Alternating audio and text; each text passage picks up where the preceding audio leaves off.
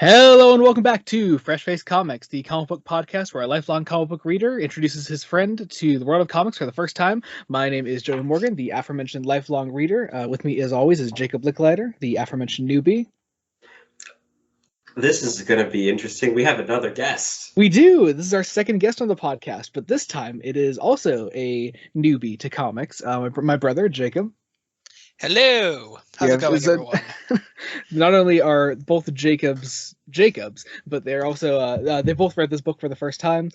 So putting another fresh face in Fresh Face Comics. Very excited for today's episode. We are continuing our Death of Superman block of books. So this is our second episode. We're covering Funeral for a Friend by another shit ton of writers: Dan Jurgens, Carl Kessel, William Messner-Loebs, Jerry Ordway, Louis Simonson, and Roger Stern.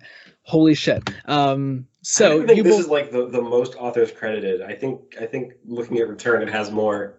I think Return has more, which is fucking crazy. But also makes sense. So we're covering Funeral for a Friend today. Before we get into today's episode, I want to thank you all once again for supporting the podcast, especially since we started covering Superman comics. Our listenership hasn't really gone down, which is really nice to know that the change of topic from the extremely popular Batman stuff to the slightly lesser known Superman stuff is still doing okay with most people. I hope you're still enjoying the podcast, and as always, if you like what you're hearing, be sure to share the podcast around. Anyone that you think may be interested in listening to it, share it around with them. I'm sure it would they would enjoy it, and also that it would that we would appreciate it, because it would be greatly appreciated by us to know that others are out there listening to what we do and enjoying what we do. So I don't know what that jumble of words was. I can't fucking speak today. I just got off work half an hour ago, but here we are. I guess let's jump right into this with our non-spoiler section. So, which Jacob would like to go first in their thoughts on Funeral for the first time? I'll let the guest go first. All right. Well, I think it's fair to say we start off with after the death of Superman. Then there will, in fact, be a funeral at play at some point. that is true. That is true. General thoughts, though, like as a follow-up to Death, and obviously keep it non-spoiler for now at least. What did you make of the follow-up, and did it meet your expectations? Did you have any expectations going in? I'll start because I'm the guest. I suppose that makes enough sense. My general thoughts were the book opens pretty much exactly as I anticipated it would open. In the middle, it's a little slower than Death is, but Death is basically one giant battle till you get to the stated end goal anyway. And the ending is just lovely. It is. Oh yeah, it's great. And obviously we'll get more into that as we go into the spoiler section. But I think it is fair to say that Funeral is a little bit more derivative than Death, to put it lightly. It's a lot slower than Death. It is. I will say there were some points that for me this was just hard to read at points, just because it feels like picking up right from Death. They know where they're going. We know what we're doing. And then something happens after about 4 or 5 issues, and it's like, well, we now need to stall. Yeah, I can feel that. I definitely know what you mean. Like, I think it has a lot to do with the fact that, as I'm sure will be pointed out, that at the time it was probably an effort to make the death feel real, like they're not just going to bring him back like a year later. Even though they do end up bringing him back almost a year later. But you get still, my point. Yeah, like the stalling is pointful. Yeah. There's a point in making the death last for so long, and also for waiting so long to bring in a replacement for Superman, because we'll get there with the next book. Well, but, it feels like they were trying to stall to get to Adventures of Superman 500, because that's where we want this plot point, a very specific plot point, to happen. Absolutely. That ends the book beautifully. The ending of the book, beautiful. Adventures 500 is fucking perfect. A lot of the issues beforehand, not as perfect, but I do think the book does start very strong. We pick up immediately after Clark dies, and we see a very realistic aftermath to it. We don't like jump to like a week later and all the dust has settled and we're planning his funeral and things like that. Like, no, Right, it's not all happy-go-lucky, as it were. yeah, this is directly after. There are people still doubting that he's even dead. We try to revive Superman. Who the fuck can do that? But maybe it's possible. Superman just fucking died. Who knows what happens now? So it's a very realistic aftermath, and I really, really like that about this book. I anticipated such a realistic approach because I figured they would be almost silly to jump ahead even a day. Mm-hmm. Because I'm like, man, there's a lot of immediate aftermath you have to be sure about. Yeah. Not just for Superman, of course, but for all the other guest characters that appeared in Death, such as our Justice League members, everyone at the Daily Planet, the Guardian, our Cadmus people, all them. There's a lot of ground to cover. So the fact that it's a longer aftermath does make sense, I feel.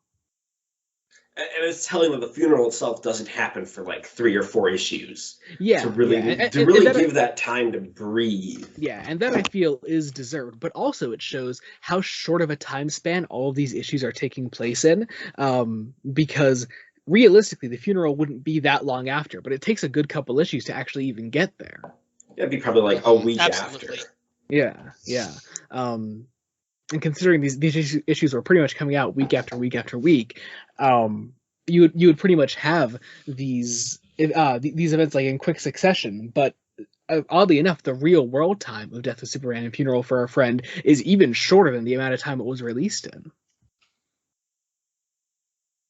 Yeah, I think what also hit me is, especially in the middle.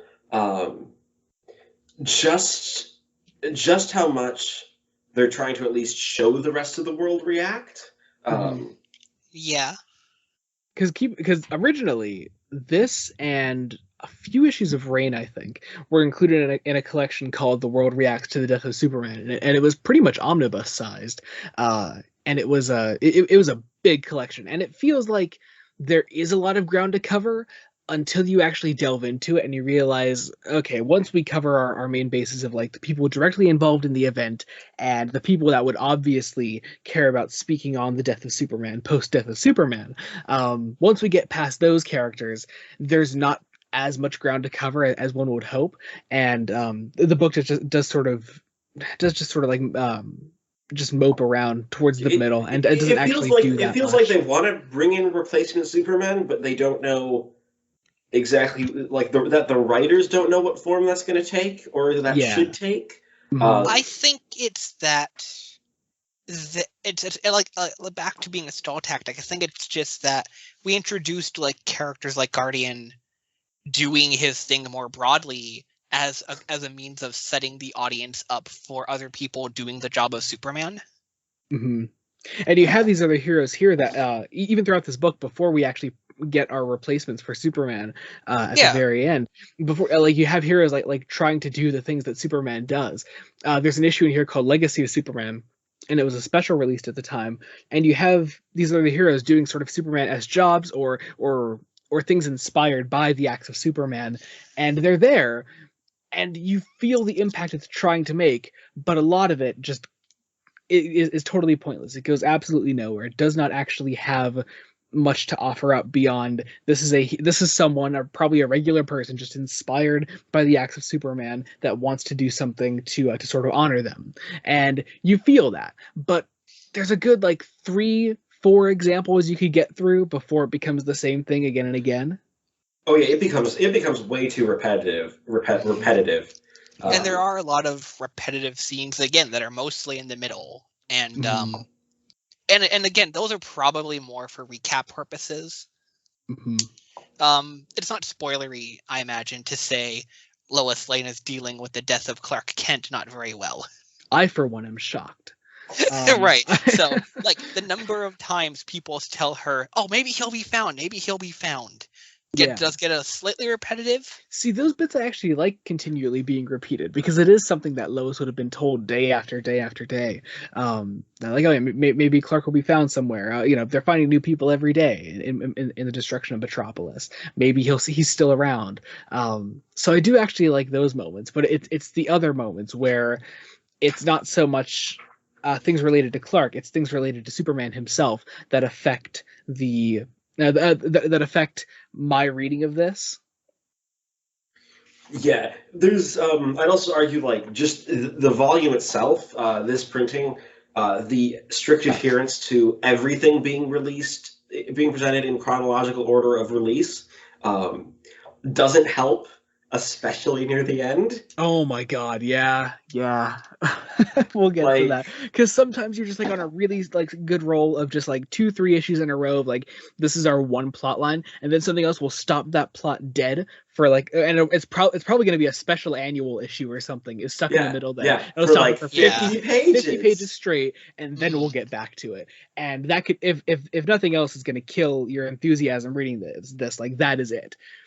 I want to say it's a really great book, and it's really good for the most part. I really do enjoy it, but there are some parts that just really drag down the experience of reading it. It's not a book I dislike. Like, it's just of the 7 books that we've read for this podcast. I'm gonna outright say this near the top of the show. It's kind of the weakest for me so far, just because of that middle. Just because of that middle. I would agree. Of all the books I've read for this podcast, I would also agree. Hey, you read every one except for like Long Halloween in Year One. I think you've read everything else. That's true. No, you haven't read Dark Knight Returns, but you've seen the movies, and they're pretty much the comics. Yeah. So. No, that's not. That you are correct though. You are correct. Yeah. It's just there's like this is a volume that needs to be character driven. Like. You had Death being the let's build up the action scene, big event. This needs to be that character stuff in the aftermath, which... Yeah, and it's there. Yeah, I was just going to say, I think there are definitely character moments, but there should be more of them. Yeah, agreed. There should be more of them, and it genuinely feels like they wanted to do the stuff right at the end of the volume sooner, but just we're basically told, nope, you gotta wait. Yeah. Is Yeah. there much else to talk about before we move into spoilers? Because I think that's about it. We've talked about the main characters that are affected by it. Lex plays a big part in this, and I can't wait to talk about Lex in the spoilers. Oh yeah, he's a lot of fun. I also really can't wait to talk about Lex for many a reason. We talked last episode about how much we loved Australian Lex Luthor, and one friend Marcus, the cover of a romance novel. Yeah, our one friend Marcus didn't know what we were talking about, and had to post about it on Twitter because he didn't know what Lex the Second looked like. If there's anything else to say, I would say Ma and Pa Kent are just one of the biggest driving forces in this whole book, and I loved it. Oh yeah, they're lovely. Whenever it's them, Lois, and about 50% of the stuff with Supergirl, maybe a bit more, it's great. The stuff with Supergirl is mostly great until that one thing that we'll talk about, which isn't bad, but it's the thing that stops the book dead for the one final time. Yeah. But I guess, with that being said, I guess you actually want to hear what we're talking about. So consider this a spoiler warning. I'm going to be honest, there's not much to spoil in Funeral for a Friend. It's a lot of things that you would imagine happen already. But I guess it's... I'd say there's a few things one might not guess, just by the title anyway. But most of the stuff that you could probably guess happens in here. So... proceed with caution as always if you're actively avoiding spoilers, but at the same time I can't imagine you'll be too shocked by what we're about to say. So let's get into this. We have the first issue of Funeral for a Friend, The Adventures of Superman 498. Love the cover of this one. That is chilling. That is equally as chilling as the Superman 75 cover. Yeah, it's rough, and I love the Funeral for a Friend 1 banner at the top of it. Yeah, a very good way to say this is the first issue of this story arc. Yeah, they let you know when how the story is split up. I think there's still I think there might still be a Funeral for a Friend issue in Reign of the Supermen, and I know there are a bunch of Reign issues in Return. So they let you know like where these arcs took place as Well, they because were didn't going Rain on. also like basically just lasted for a really long time? Like, Yeah, Reign lasted pretty much like right up until the very issue where Clark came back. So yeah. So it's basically Return is the second half of Rain. pretty much. So all right, 498. So we open. Clark Kent is dead. Lois is crying over his body. Jimmy is shocked. The JLA is beaten behind them. Doomsday's body lays there. People aren't sure if he's actually dead though, which I And like. you get this one of my favorite dumb lines in the entire book. Um, you have these soldiers with guns, and one of them says, in referring to Doomsday's corpse, "I'm gonna poke it with my gun." I laughed at that really hard when I read the line for the first time. So It's like, fucking excuse funny. me, excuse me. What do you? Why? No, your gun is not a thing to poke. That is a deadly weapon. I mean, as dumb as and as funny as that line is, I also like that. For me, it's set in this immediate realization that without Superman also alive, if Doomsday isn't actually dead, they're all screwed. Oh yeah. Yeah. If Doomsday's not dead, everyone's screwed. Yeah. Like, Yeah. and you have everyone immediately like, no, Superman can't be dead. What? And like, it's like right where it's like trying to see if it's gonna move, and then you have a character I don't recognize. Which the gray guy Yeah. with the horns. Yes. I am actually blanking. Who the I fuck is this? almost exclusively refer to him as the gray guy with horns. Yeah. We'll go with the gray guy with horns. So is gray psychic guy with horns is like, okay, Doomsday definitely dead. Before it was filled with rage, anger. Now there's nothing. I love Lois here, just like having to act as if her fiance didn't just die, but mask that with Superman just died and she cares about him so much. And everyone kind of gets that too. They're like, oh, well, her immediate, this is like totally justified. Now I'm curious, Licklighter. I fucking hate this. I can't just say Jacob. Licklighter. Did you know Dan Turpin or Maggie Sawyer at all? As No, Superman I do characters not before know this? any of these characters. This is fun because you're about to start watching Superman the Animated Series, right? You're almost done with New Batman Adventures. Soonish. So you'll get to know them pretty well through that at least. But they're basically your GCPD of Superman stuff, just not nearly as iconic, unfortunately, because I love Dan Turpin. He's a great character there. Yeah. So you see him. He comes across shape-shifting Supergirl here as a purple shriveled alien, which is fun. Lex comes in and picks her up, takes her away. I love this whole scene though of people trying to revive Superman, see if it's even possible to do such a thing. It's like, yeah, let's just try the defibrillator. Mm-hmm. I think and Guardian. The great idea of the idea Guardian of tries to do. Guardian does CPR on it, like see what works. It's nobody quite knows what will work, if anything will work. He's not normal, obviously. I love this one bit on the one page at the bottom where everyone's silhouetted and Lois is carrying his cape, and his cape is the only thing that's colored in. Yeah, it's a really stunning imagery. Mm-hmm. Again, keeping that nice, consistent art style across most of the issues. But yeah, it's like, and it's a great way of communicating. They're not only trying everything, they are trying everything, and they keep trying even after the point where it's like clearly hopeless. Like, therefore, we keep this defib up. We're gonna melt the paddles. It's like no, then melt the blasted paddles, but keep at it. And you just have Lois, Lois is kind of lost, basically. Like, she's just watched her fiance die. Yeah, and has to pretend as if it wasn't her fiance. It's horrible. I mean, it's great. I mean, it's great drama, but it's horrible.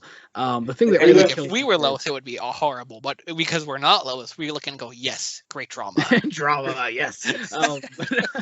Well, then you have Cat Grant just being like, can't you call up Clark? Which is a great knife in the wound. It's like, no, can't call up Clark. He's dead.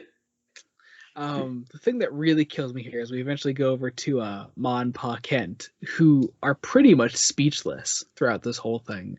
Well, Pa before Kent's, that, you have a random person being like, "Hey, this is a legend right here." Or say "random person" again, you bitch. No, random person. Fuck you. You're right. I mean, yeah, but like this ex superhero, I guess. Yeah. With some child abuse. You see him again later on, then too. Yeah, but yeah, you have the idea that it's like it's Lois being the only one who can report on Superman's death. Mm-hmm. She's the only one who saw it all. Yeah. Wait, Jacob, fuck. My God, my brother, Jacob. This is like your favorite character though in the book, isn't it? Gangbuster. Gangbuster is my favorite single storyline a little later on because I love just watching the actions of Gangbuster. He's just kind of funny. Like, I don't know, he's really like fun. Okay, I will get into it much later, but I love it. I just want to because you brought up. I love that like the gang leader, he's dangling from the window, and the Gangbuster slams the chair down. He's like, "This should hold you," and he's like, "No, it won't." So he's like, "You're right." He slams the gang member in that chair, and he goes, "This is a test of loyalty."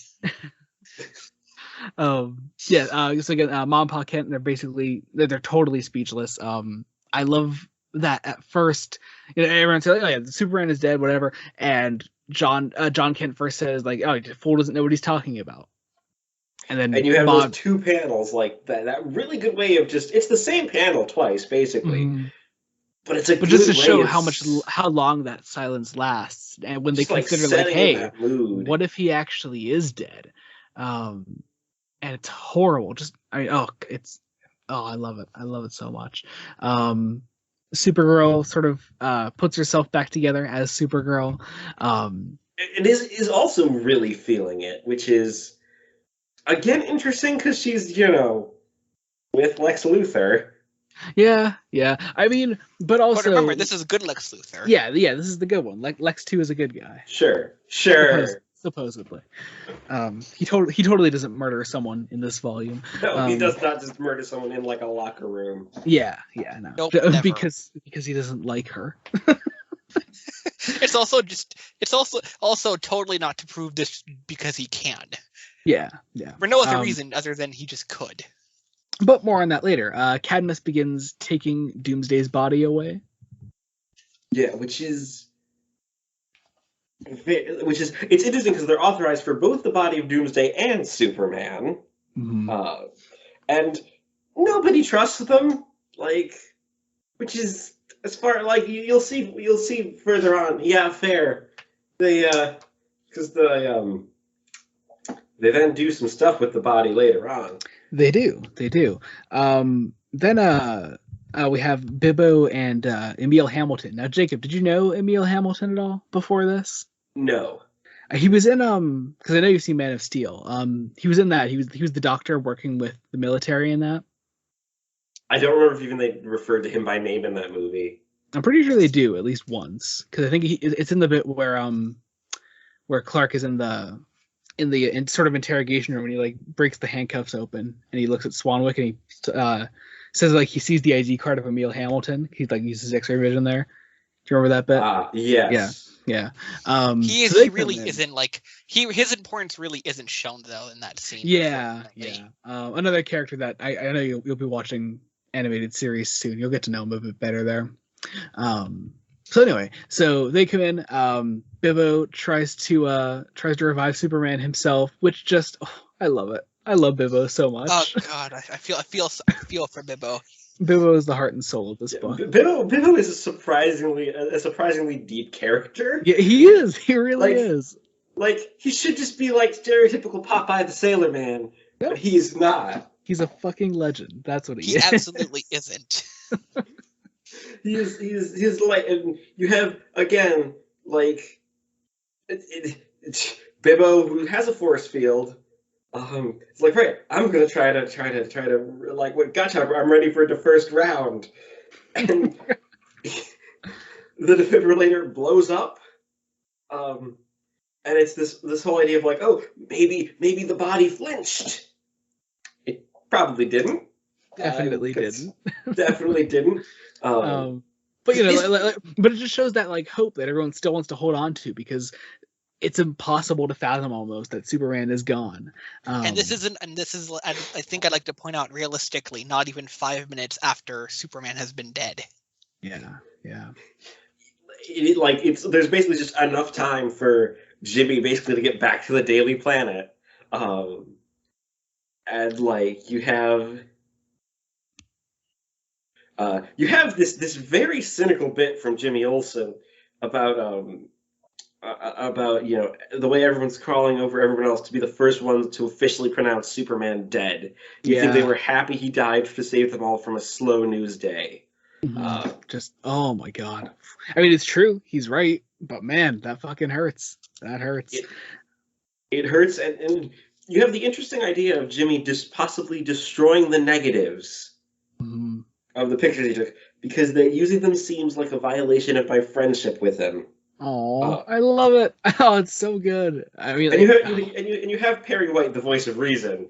It's like, no, don't do that. You need at least one of those photos will serve to remind the city, the world, of the tremendous sacrifice one man made. And that sets up like something that's actually that's one of the things that doesn't go through this book really well, is those pictures. Yeah, and how valuable they are, because Jimmy was the one who was there firsthand, and he was the one seeing it all as it happened and taking pictures. We also get the first of many scenes of people telling Lois that Clark is probably somewhere out there, but probably not. I love the line that Lois has there saying, his luck ran out when Superman died. I love that bit. So good. Actually, yeah. Oh no, I was gonna say, okay. Jacob 1 is my brother. Jacob 2 is Licklider. Okay. Jacob 1. Jacob 1. Yes. That guy there with Perry, that Ronald, is that the same one from Rain? Because I know you started reading Rain, and we were talking about that issue. Yes. That is that same. Okay, gotcha. He'll come back then, Jacob 2. Yeah, Ronald is that's the same. That is the same character. That's actually interesting to notice now. Anyway, so that does it for our first issue. We move on to Justice League America number 70. Another stunning cover. My God, look at that. That is amazing. A really good batch of covers through most of this. Yeah, honestly. Yeah. You could tell like just the care put into what this event symbolized for the DC universe. People like put a lot of time into these covers. They're so nice. I specifically like that this one is, it's like the opposite of a silhouette. All the everyone is colored in except the background. There's no background. Yeah, it's really nice. Really nice. So you'll once again take it back to right after Superman dies, which is kind of funny. But this is more a tie-in issue than directly a part of Funeral for a Friend. Yeah, but it's a great reproduction of obviously the art, because this issue is written by Dan Jurgens, and you just sort of see what's going through everyone's head.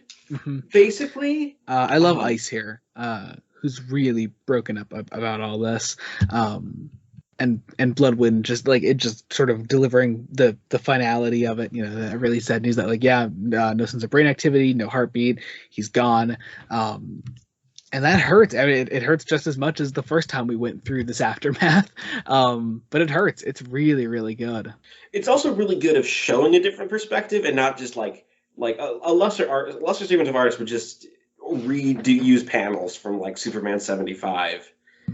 But no, this is like literally another perspective. Last issue we were directly within the action and immediately after what happened in the last issue. But here it's a totally different side of the field, and it's more them watching Superman from afar. Yeah, and it's basically let's track those who fought alongside him. Like one, Booster Gold, who is not only torn up about Superman, but also just not doing great because you have Ted Kord in a coma. No, that definitely that hits both him and I felt that a little bit too personally. And then a guy comes in and is just an asshole again because yeah, fucking Guy. I will say every time Guy gets his ass handed to him, it is so cathartic. It's always I don't nice. know this character except he's a dick. I can't wait to start reading Green Lantern comics. It's gonna be fun. he's just a complete asshole. So anyway, so Ted Kord gets transferred to the hospital. He's there, looks really in really bad shape. I love this one panel of Booster with the black background behind him. So nicely done. Interestingly, he's not changing his clothes at all. Like, he's just one of those here that's like, people know him. Do you know Booster's deal or like what his character is? I know he's like a time traveler. Yeah, so his identity being from the future, it doesn't really make a difference who knows him here. No, but like it's like I would bring it because like you'd think like he doesn't even fresh. He's like just still in that moment. Like I don't care that my clothes are completely ripped, and destroyed. I think that kind of goes more to his point to prove how stuck he feels. Mm-hmm. That like he doesn't even bother changing because what would be the point? Yeah.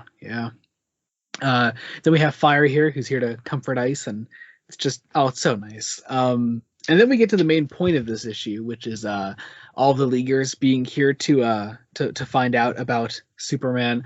We first go to the Flash, who this is Wally West Flash, and this is the first time that we're ever covering anything Flash. So Jacob too.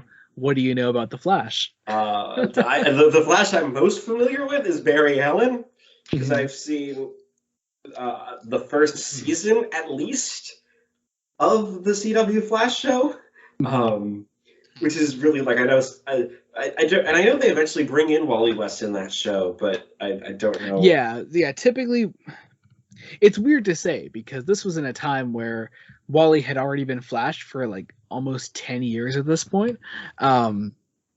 So he was like the established Flash at this point. But for most continuities, I would say Wally is Kid Flash. Most people know him as. Oh yeah, because they keep reviving Barry. Yeah. Barry is the ever revived Flash. Yeah, we blame Jeff Johns for this, but this is actually a good thing. So, anyway, then we have Aquaman, Jacob 2, Aquaman. Thoughts?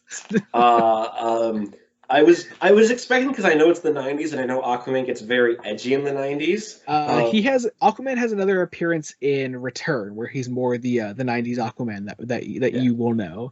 But I like Paragon slightly camp Aquaman. That's fun. Yeah. It's nice here. But when you see him again later on, he has the arm cut off and everything, and the hook hand. It's fucking edgy. I hate it. But then Batman and Robin swing in. This is Tim Drake Robin. Did you know Tim Drake at all before this? Yes, because I have been watching the new Batman Adventures. That's true. But see, New Batman Adventures is basically Jason Todd with the name of Tim Drake. I know that. If anything, to describe basically the four Robins, the four main Robins. Dick Grayson's the himbo, Jason Todd's the sad one, Tim Drake's the smart one, Damian Wayne's the edgy one. Yeah. Yep. That's a pretty reasonable interpretation of it in one sentence per each. Right on. All right. It's also interestingly, I like the way both Batman and Robin are drawn and characterized here, because it is despite this being a funeral, it's almost a lighter characterization. It might also be part just because there's a lot more lighter colors here. Yeah. But also that's just how like Batman in the 90s was drawn. I know everything we've done has been black suit Batman, which is weird. Because for a good portion of Batman's existence, it's a blue suit. I think the blue looks nice because like the black is great and iconic, but also Blue changes it up a little bit, and you can do some more interesting things with colors with that. Yeah, it's nice. Also, just as a thought about the way he's drawn, as I'm looking at it, a lot of panels are putting a lot of unnecessary shade and like shadow on him. That is just the way you drew Batman back then. Because his suit was all blue, they were like, he's got to be black still, so they overshadowed fucking everything. On the page where they show up, like that middle panel on the bottom, there's just this big shadow over like his face. Yeah, that is just how you drew Batman then. Then we have, it feels so weird, the fact that your first Green Lantern, Jacob, was Guy Gardner, but now we have Hal Jordan. I think what your only experience with him had been what you had seen the Ryan Reynolds movie, right? Like a decade ago when it first came out. That's fair. My God, actually no, that movie is over a decade old now. Oh yeah, it's 2022. Goddamn. Anyway, moving on. Hawkman. Did you know Hawkman at all? Didn't they do Hawkman in the CW verse at one point? They did in Legends of Tomorrow. Because I don't know if I don't know if I actually watched anything substantial from Legends of Tomorrow, but I watched like at least a couple episodes. Yeah, they did both Hawkman and Hawkgirl in Legends of Tomorrow, I think. So all I know is like something to do with reincarnation. Yeah, pretty much. Then a whole slew of heroes come in. We got Starfire, Nightwing, Elongated Man, Jay Garrick, Alan Scott, Green Arrow, Black Canary, Wonder Woman, fucking Etrigan. Etrigan the Demon is here. Yeah, I saw Etrigan. I was like, oh my God, yes. Fucking Etrigan. I considered that a win. Who I love. This is so funny though, because Jacob too knows Etrigan already because you've read Sandman. I have read all of Sandman, but I did not realize this was a pre-established DC character. He is. Yes, he is. I fucking love it. And he's rhyming and everything. It's established that we were all happy Etrigan showed up. Yes. Everyone loves Etrigan. So then everyone gets these sort of armbands to honor Superman with. Love this. With a beautiful, like, full two-page splash page with everybody just. Yep. Yeah. So nice. Moving on. Let's see who else. Oh yeah, I love this bit here with where Guy puts on the armband. Really nice. Yeah, it's this really interestingly contemplative things. Mm-hmm. And Ice makes this nice little ice sculpture for Clark. It's so nice. And Booster is just still really fucking sad about Ted Cord, and I love it. It's so good. What a great issue! I really love this one in particular. Like, this is one of the big highlights of this collection. I'd say this is an issue of how to do a stop the plot really well. Yeah. Oh yeah. Because like technically, this issue did not advance the plot like at all. Mm-hmm.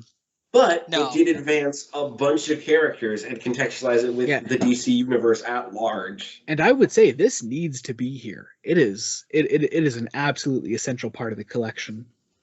So then we move into Action Comics 685, which has a really nice homage to Action Comics #1. I love this cover. It's a great thing, and it's obviously like you have Superman's dead, while Supergirl's the next best thing, basically. Yeah. And here I was genuinely surprised when the cover actually happened in the comic. I thought it was just going to be an homage. Yeah, no, they straight up do the scene. Yeah.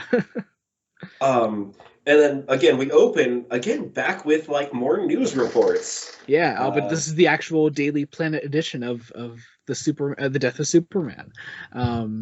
You see some more reporting on it. Interesting to see Lois is the one who writes the article. I mean, who else would it be, really? I mean, I can't think of anyone else. I would say I can't think of anyone else at the Planet I would want to write it. I like that everything in this edition of the Daily Planet though is all about this one event. Doomsday Killer also slain. Justice League in mourning. Mayor declares state of emergency. It's all about this one event. There is nothing else to report on because this is the most important thing to happen in Metropolis at the time. And the interesting that we are in a state of emergency. Superman is dead. Like, technically the streets are safe, for now, possibly. But also not really. It's like, no, you are dealing with a complete shift of everything. Yeah. And you have, again, there's a good 3 pages it's a really interesting way to also integrate the recap of basically what's been going on through the news reports, and doing it quickly. It doesn't waste too much time, and you still feel like you know what is going on by the end. Because you have Project Cadmus people. Okay, I know you're annoyed by them now in retrospect for constantly being here, but here it still feels fresh, I think. Like this early on. Yeah, no, it feels good. It gets annoying when... I can just hear it in your voice that you're like, fucking Cadmus is here. Okay, but just give it a second. I would even specifically point out I get pissed off whenever I see Westfield at this point. Yeah. I think the writers are mean to get you pissed off. It's like, can you guys just not take the body? Like, no, you don't get to play with that. You see Westfield in the one, like the one where it's the full spread art on the one page, and he's holding up the paper like, see, I have letter. I have letter. It's sort of it's that like it's that slimy.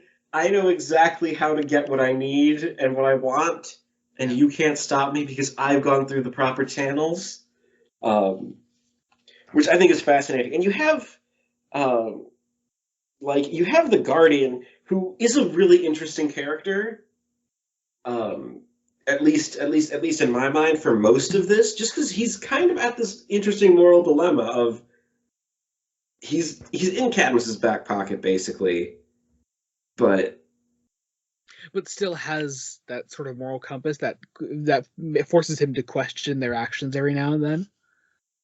Yeah, it's amazing they even have him on the payroll. Well, it's more that's it. It's more like it's a necessary evil sort of thing. Yeah, it feels like.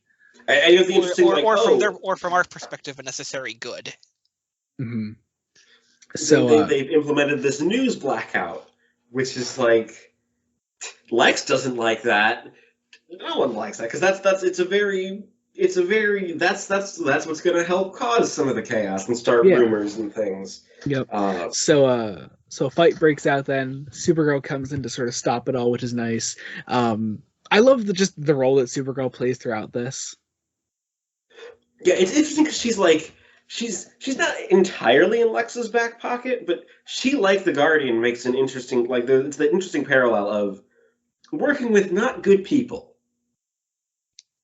Like definitely, like not morally upright. Like Lex has that facade of I'm not my father. Mm-hmm. That he can very easily hide behind. Yeah. Right. Like if he does an action that's questionable, and someone says, "Oh, this is something that Lex first would have done," he goes, "Nah, he would have done it for this reason. I'm doing it for this reason." Mm-hmm. A totally justified reason. And you never feel like Lex wants Superman's body? Like no, not really. Because you get the genuine feeling that Lex is more just pissed that he's not the one that killed him. Yeah, we get a lot of that later on. Like the big thing that Lex does and contributes to this volume is he pays for all of the funeral proceedings. Because if nothing else, if he didn't get to kill Superman, he will be the one to bury him. Yeah, which is fair. And you have Lex essentially, I don't want to say being a politician, but basically going to the politicians and is like, no, you it's like you can't, you got to stop this, going specifically to the mayor of Metropolis, determined like, no, I am going to get Superman buried. Let's play politician very well. Making several public statements to get the public on his side. And you have the interesting reaction. Cut out for a second. Try again. Who cut out? You cut out first. Yeah, you cut out for a second, Jacob. Too. Okay, it's like Lex playing the politician and basically getting the public on his side, almost including Lois. Yeah. Oh, I love this bit that we're coming up on here. Ma and Pa Kent again. Did you know Lana Lang at all, Jacob? I'm assuming Jacob too. Yeah, I did a decent amount. Okay. So she's like one of these few people who knows that Clark is Superman. And we start to sort of form together this group here of the people that can mourn both Clark and Superman at the same time because they knew, because they were like some of the only people in on the secret, and that group is comprised of Lois, Ma, Pa Kent, and Lana. I love the role that Lana comes to play in this, and I love this conversation that she has with the Kents in this scene. And it's like, I guess it's Lana and Lois have some interesting parallels because Lois just can't bring herself to call the Kents. Like, yeah, yep. Like by this point, it's just like, you have it through I think it's supposed to be Perry White's narration, you know. But yeah, it's that great. It's a great like narration over visual storytelling of Lois clutching the cape, the Ma and Pa Kent clutching each other, the phone ringing, and you start seeing that connection be formed. Like it's really good. Again, like these are like some perfect scenes. Then we get these couple of panels here on the next page where you see the entire world start to react to Superman, the death of Superman, that is. It's so fascinating to see, and I love the way it's drawn. It's all really, again, a really good visual storytelling of doing something quickly, like visual quick flashes. I mean, and while still getting the same information across because it's all the same news broadcast. Yeah. And then you have Lex over Doomsday's body, which is such a great visual, and we get this moment of like him being genuinely pissed off that Doomsday was the one to kill Superman. It's like the first time he breaks. Yeah. I love these private moments that Lex has throughout. There's a favorite of mine later on in the collection that we'll talk about. Just when Lex is alone, he's able to just sort of monologue to himself and contemplate where he's at. It's so cool to see. Yeah, because then you have Lois going back to Clark's apartment, or I suppose their apartment. I don't know. I was gonna say, there was the one unclear thing that I was trying to follow, if they lived together or not. Yeah, I don't think they lived together, at least not regularly. Yeah, because it was still the 90s. So yeah, I guess it wouldn't have been as regular, maybe. Yeah. Early because like you get the impression when she's in the apartment, she's like, this place should feel homely, it should feel comfortable, but it doesn't. But then we have this bit. Empty. Then we have this bit later on where Clark's apartment is given to someone else, and he doesn't own it anymore legally. So it's, I don't know, it's a little unclear, but I guess if nothing else, like it seems like Clark was regularly staying with Lois. Yeah, but you also see some Superman villains, I suppose. Yep. Did you know any of these guys beforehand? The main two that are no, not really. This is the Toyman and Parasite. I don't know if you know them at all. Never heard of them. Gotcha. They're cool to see, though, at least. We get another cool little Supergirl scene here. Here's where we actually create the cover moment, which is cool to see. I like it. It's the very interesting, like, you know, there's a curfew, but like Superman's dead, so now petty crime has started to rise. Yeah, like it makes sense. Like, it makes sense to see this world change in the way that it does here. And it's you get some great corny lines. It's that Supergirl bimbo. Yeah. Yeah.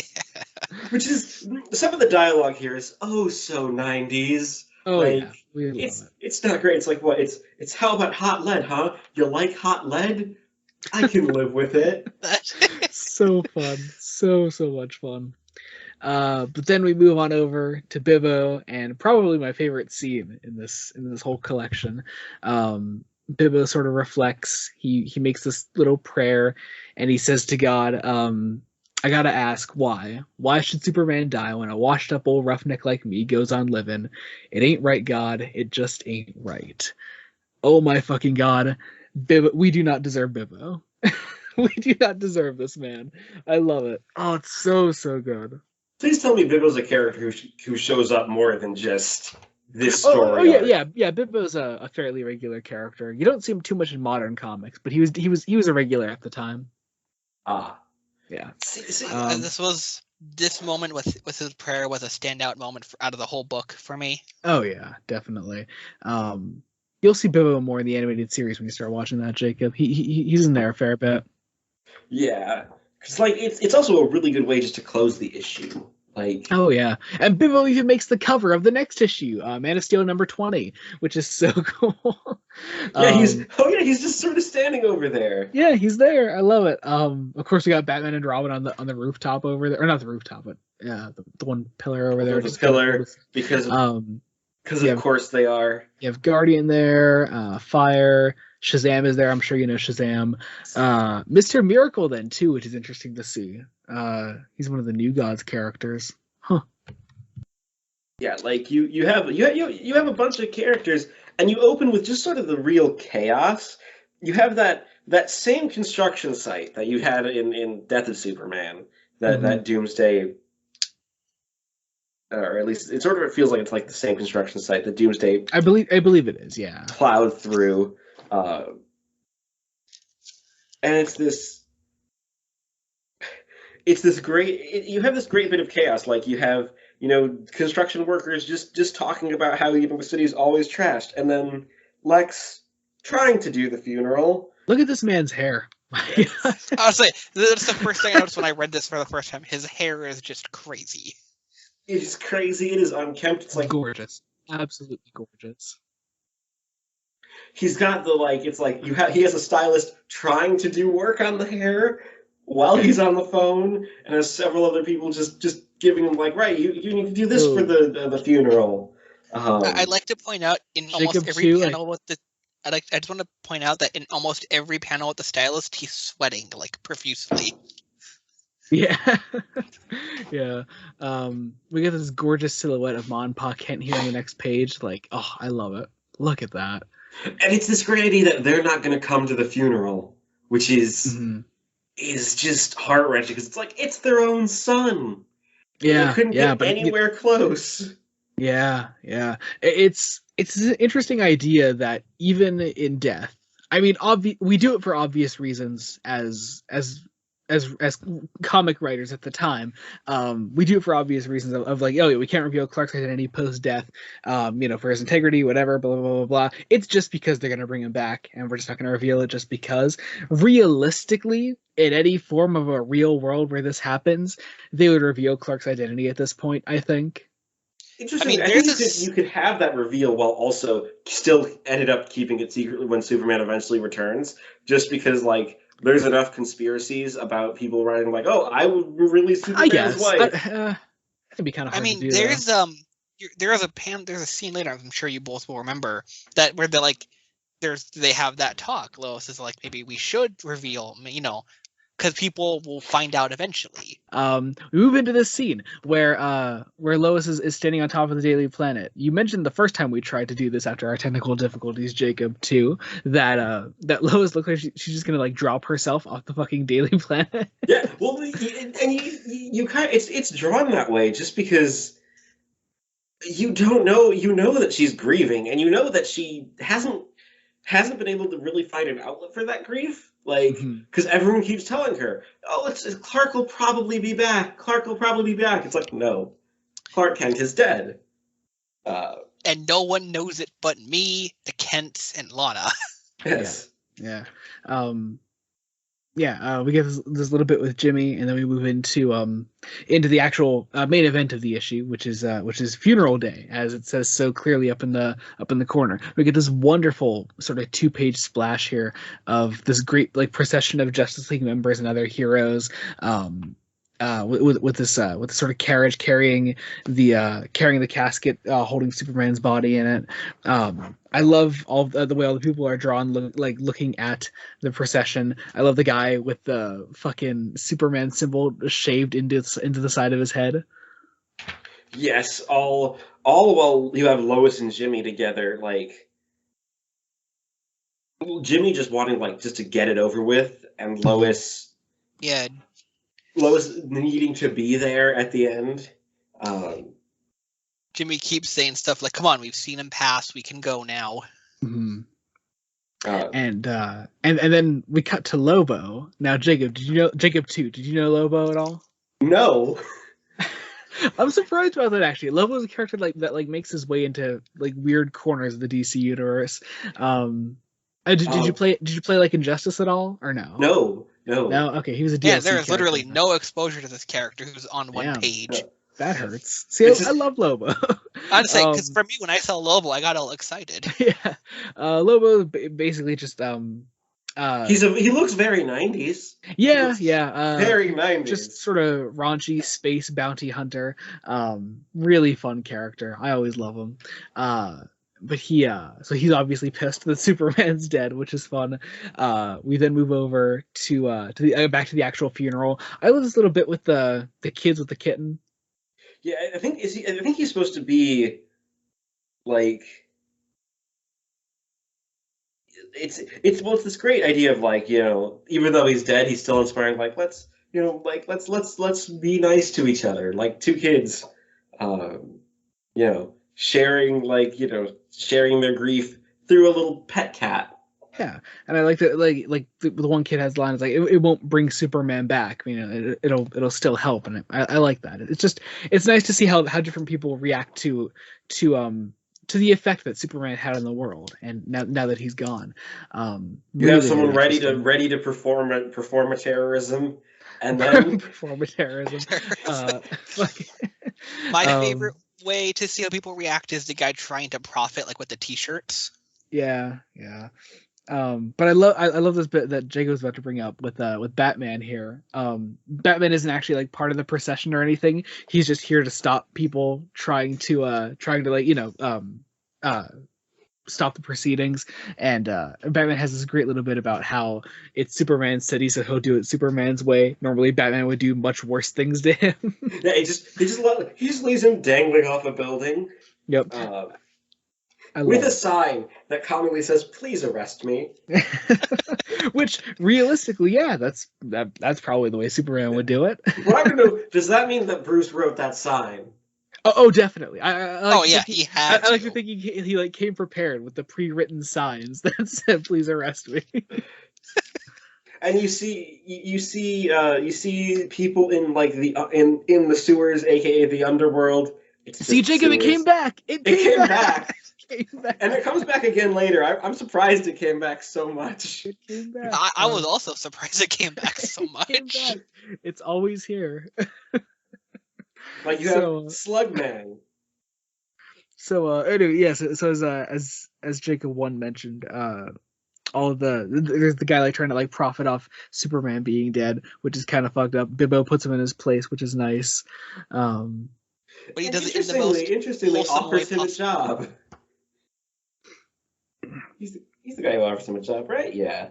Yeah, because the guy's listen, this is the only way I can make money. And Bibbo's listen, I'll buy all your crap and show up at my place tomorrow. You have a job.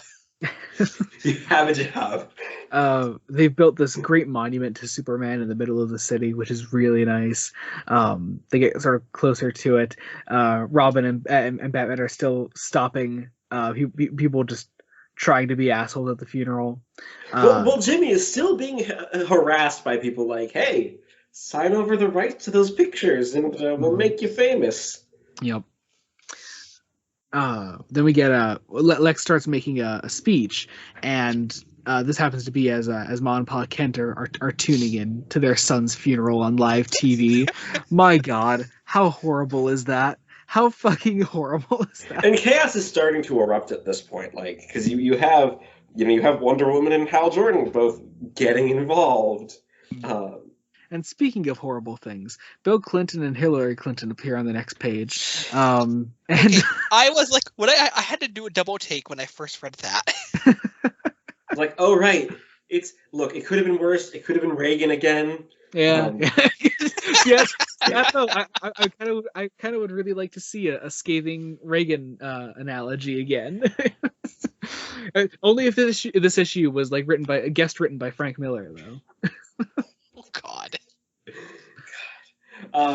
Well, it's also it's interestingly story for the purpose that they serve in the story for appearing on these only 2 panels, and that's the only time they should appear in this entire arc. Correct?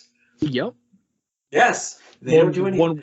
See, but here's the thing: Jacob 1 has been reading Rain, and he saw Clinton's appearance today. I did. I totally did. So it was really funny. Jacob 2 messaged me, and he was like, "Hey, weird to see Clinton here." And I was like, "Yeah, wait till you see what he gets up to in Rain." And you're like, "Wait, he's here some more?" And I'm like, "Yes, of course he is." Like this. He's the president. This I can deal with because he's the president. He's at the funeral. He's making a speech like that. Fine. Yeah. No, that makes sense because like we talked about in the last episode, this made national and international news. There was a whole fake newspaper with reactions from fictional and real people. Yeah. But and so it would make sense to at least include real world figures in the actual comic. Yeah.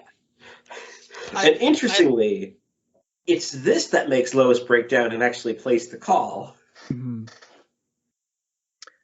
But at this moment, Ma and Pa Kent are having their own sort of funeral at the same time, and it's so sweet. I fucking love this. It can make you fucking cry, man. The way they have this little box put together of Clark's childhood things. You get this little teddy bear in there. There's a scrapbook, a baseball, and a baseball mitt. It's so sweet and paralleled right with the actual body being interred. Yep. Then they get home, they answer Lois's call, and it's just a really sweet note to end the issue on. I really, really love this. It's I also really like it for obvious reasons, but when they're burying the little box of Clark's childhood stuff, they're like, listen, we don't need Pa Kent, I think it's Pa Kent that says I feel like we don't have a reason to go on anymore. And then when Lois calls and she's like, listen, I need to talk to somebody, Ma Kent goes, this is our reason. Yep. Oh, so good. The last line of the issue is, we'll be right there. It's, again, the first, I think there are a couple more issues of just this issue, of this volume being perfect. Mm-hmm. It's literally one more issue, then it starts to go. Shut up. Oh God.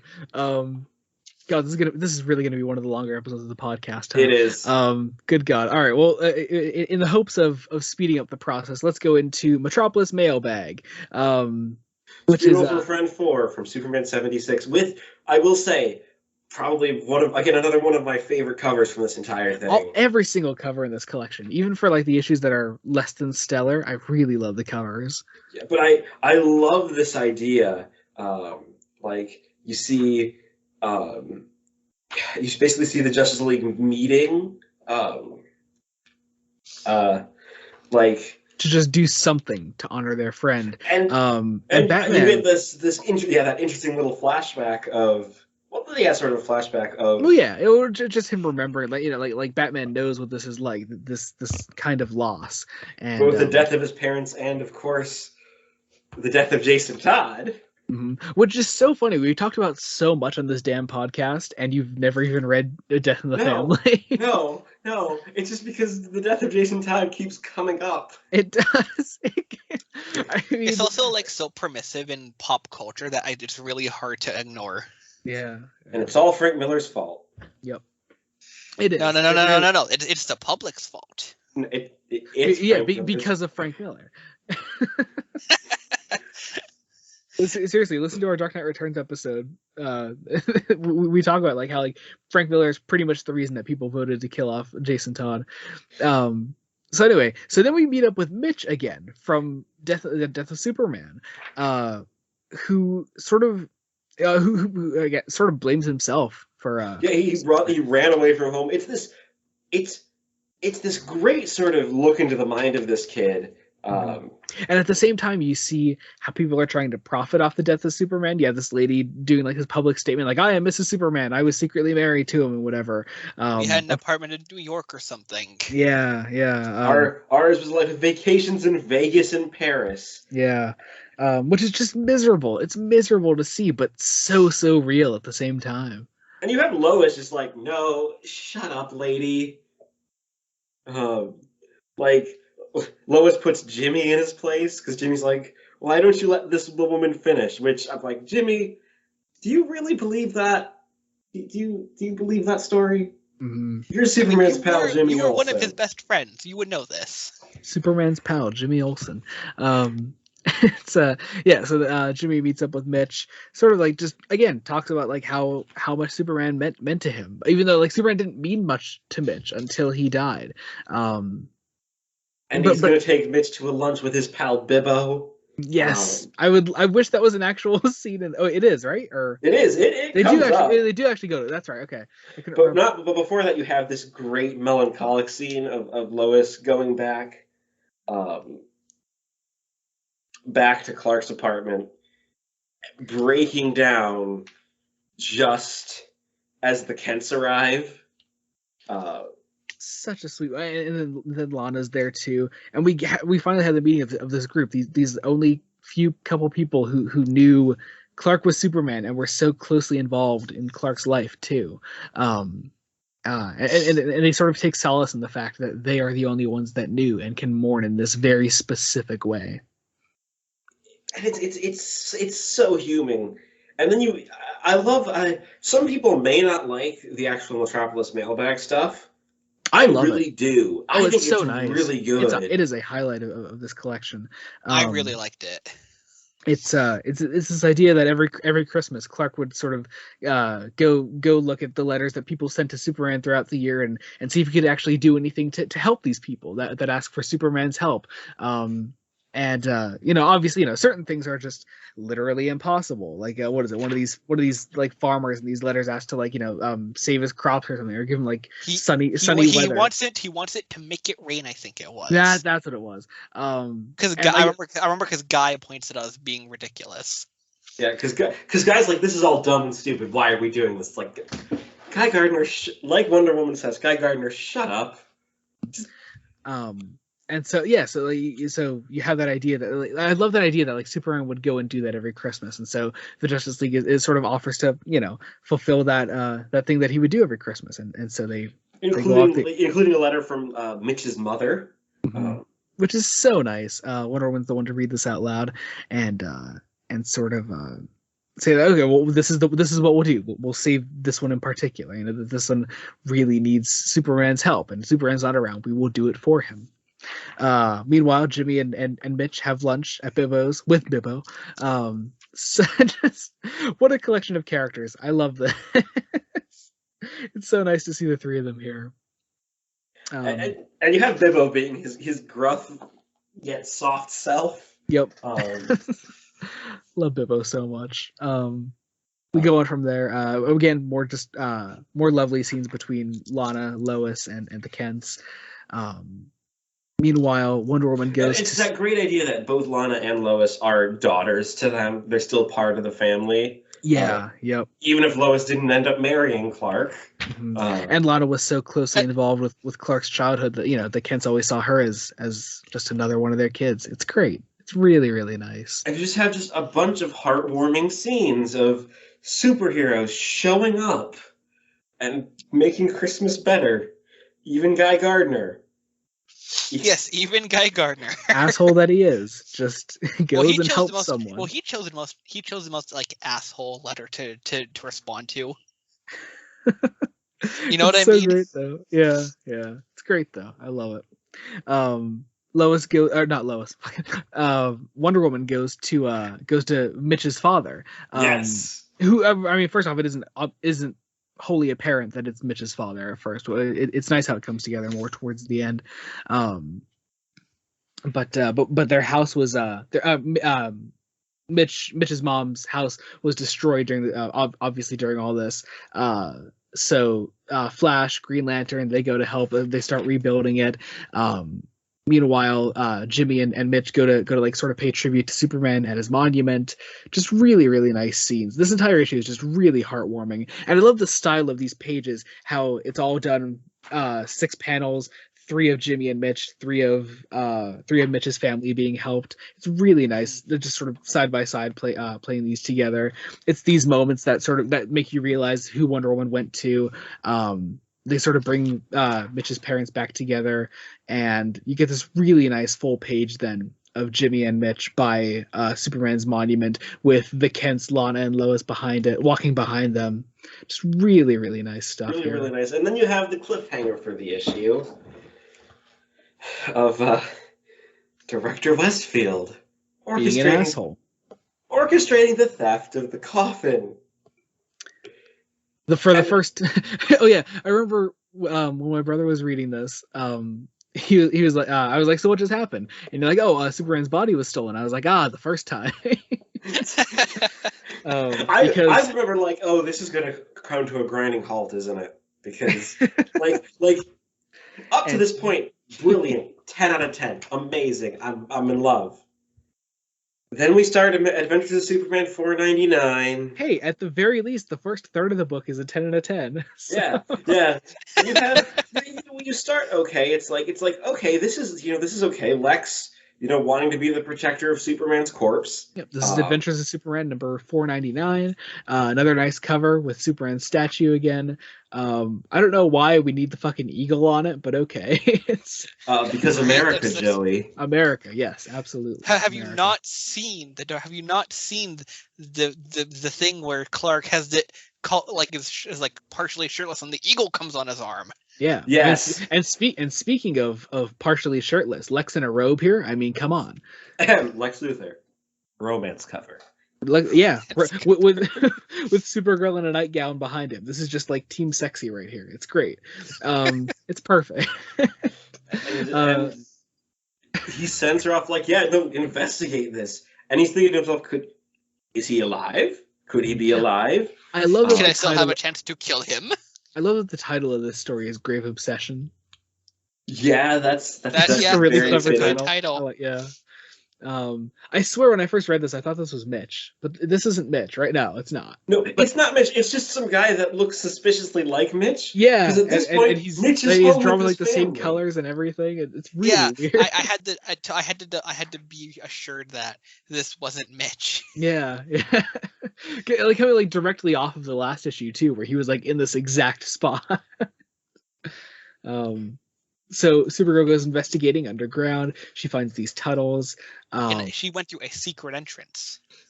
Meanwhile, that is only important because the plot thinks it is. Meanwhile, we catch up with the best character ever.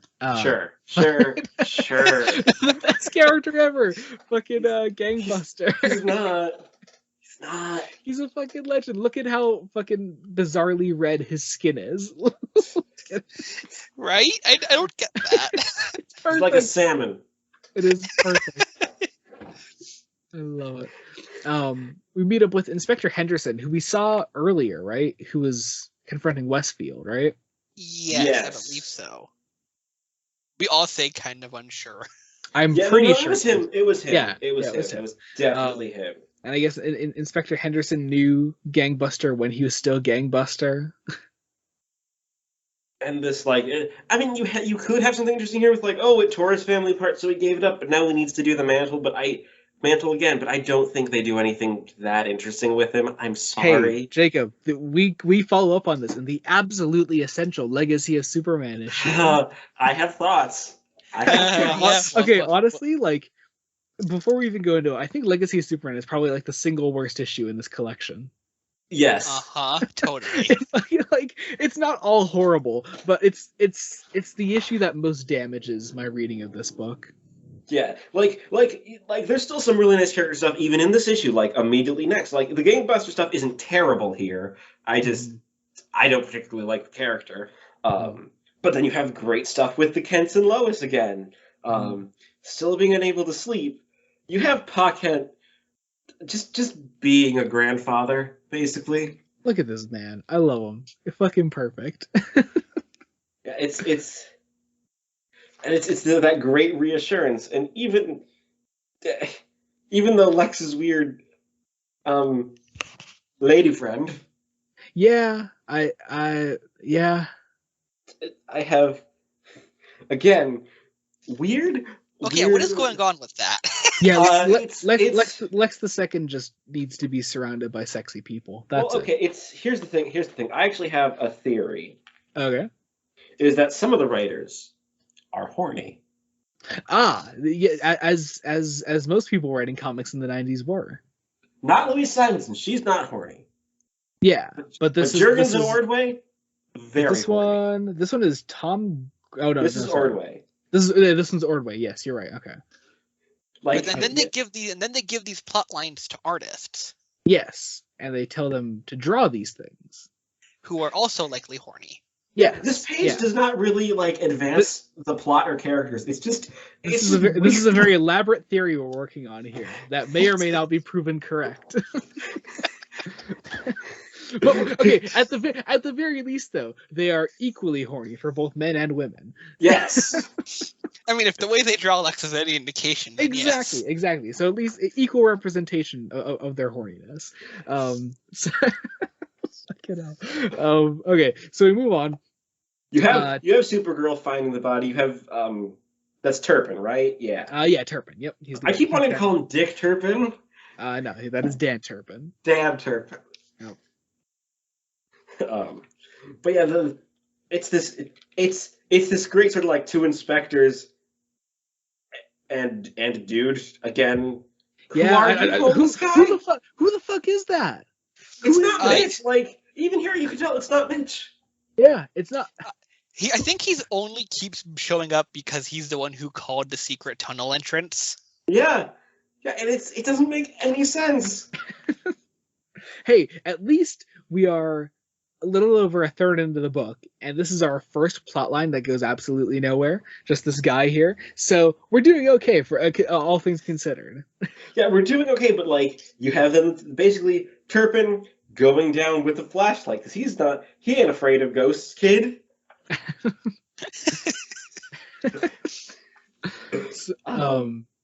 Meanwhile, Bibbo is crime fighting in the name of Superman, as he should, the fucking legend.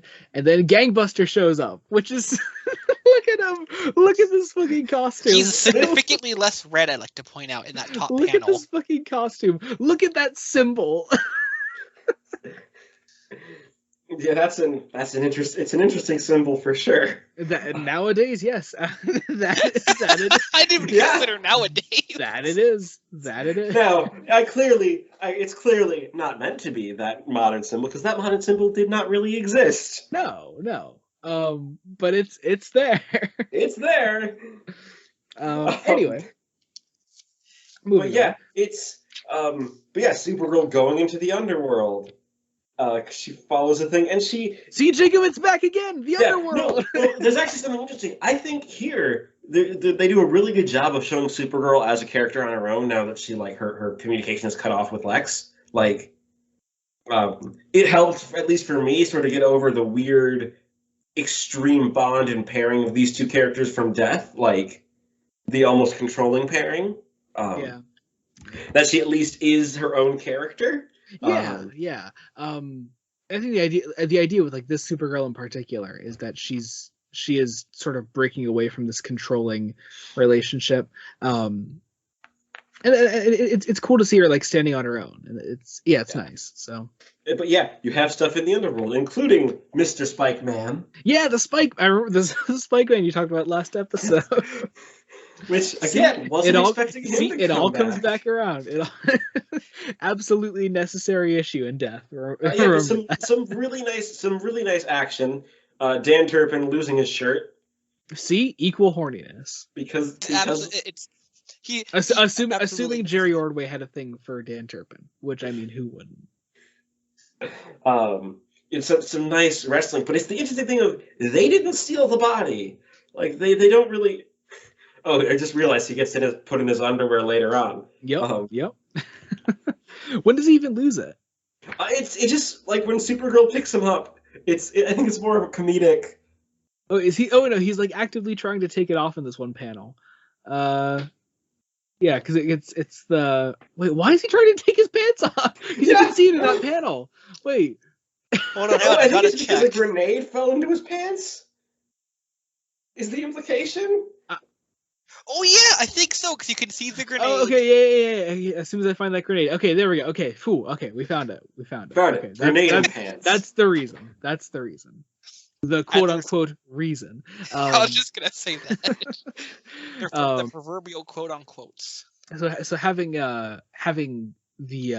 determined that the underworld monsters are not responsible for Superman's body, they just sort of leave the tunnels. Maggie Sawyer's there waiting for them, and we find out, oh no, what a surprise! As we knew already, Superman's body is with Cadmus. I know, right? I kind of would have liked this turn more if we didn't see them actually. Yeah, why is if that we didn't actually see them take it? Yeah, why is that cliffhanger already a thing? A couple oh my god, why? So I have a theory. It's like, in case you're now just joining us, that's why we're including this. However, at this point in the arc, because Superman's already dead, either you are still reading or you've dropped this. Like, they are not adding new readers. Exactly. Think. Yeah, especially like because the cover of this one, it says "Funeral for a Friend 5," and there was already another tie-in issue before then. Why? Like, you would have dropped the story at this point. So, like, I get the point that like it's in case you missed it last time, but come on, who isn't keeping up at this point? But again, it is a story that's taking place across like 4 different titles, so you do need to have that repetition every now and then. But here, it's a totally pointless cliffhanger. If it was in recap, that'd be fine. But like, it's the last panel, like, and I think honestly, the cliffhanger of them getting no closer to knowing where Superman's body is, like, is fine. Yeah. Well, I mean, it does kind of make it feel like it's a waste of time, doesn't it?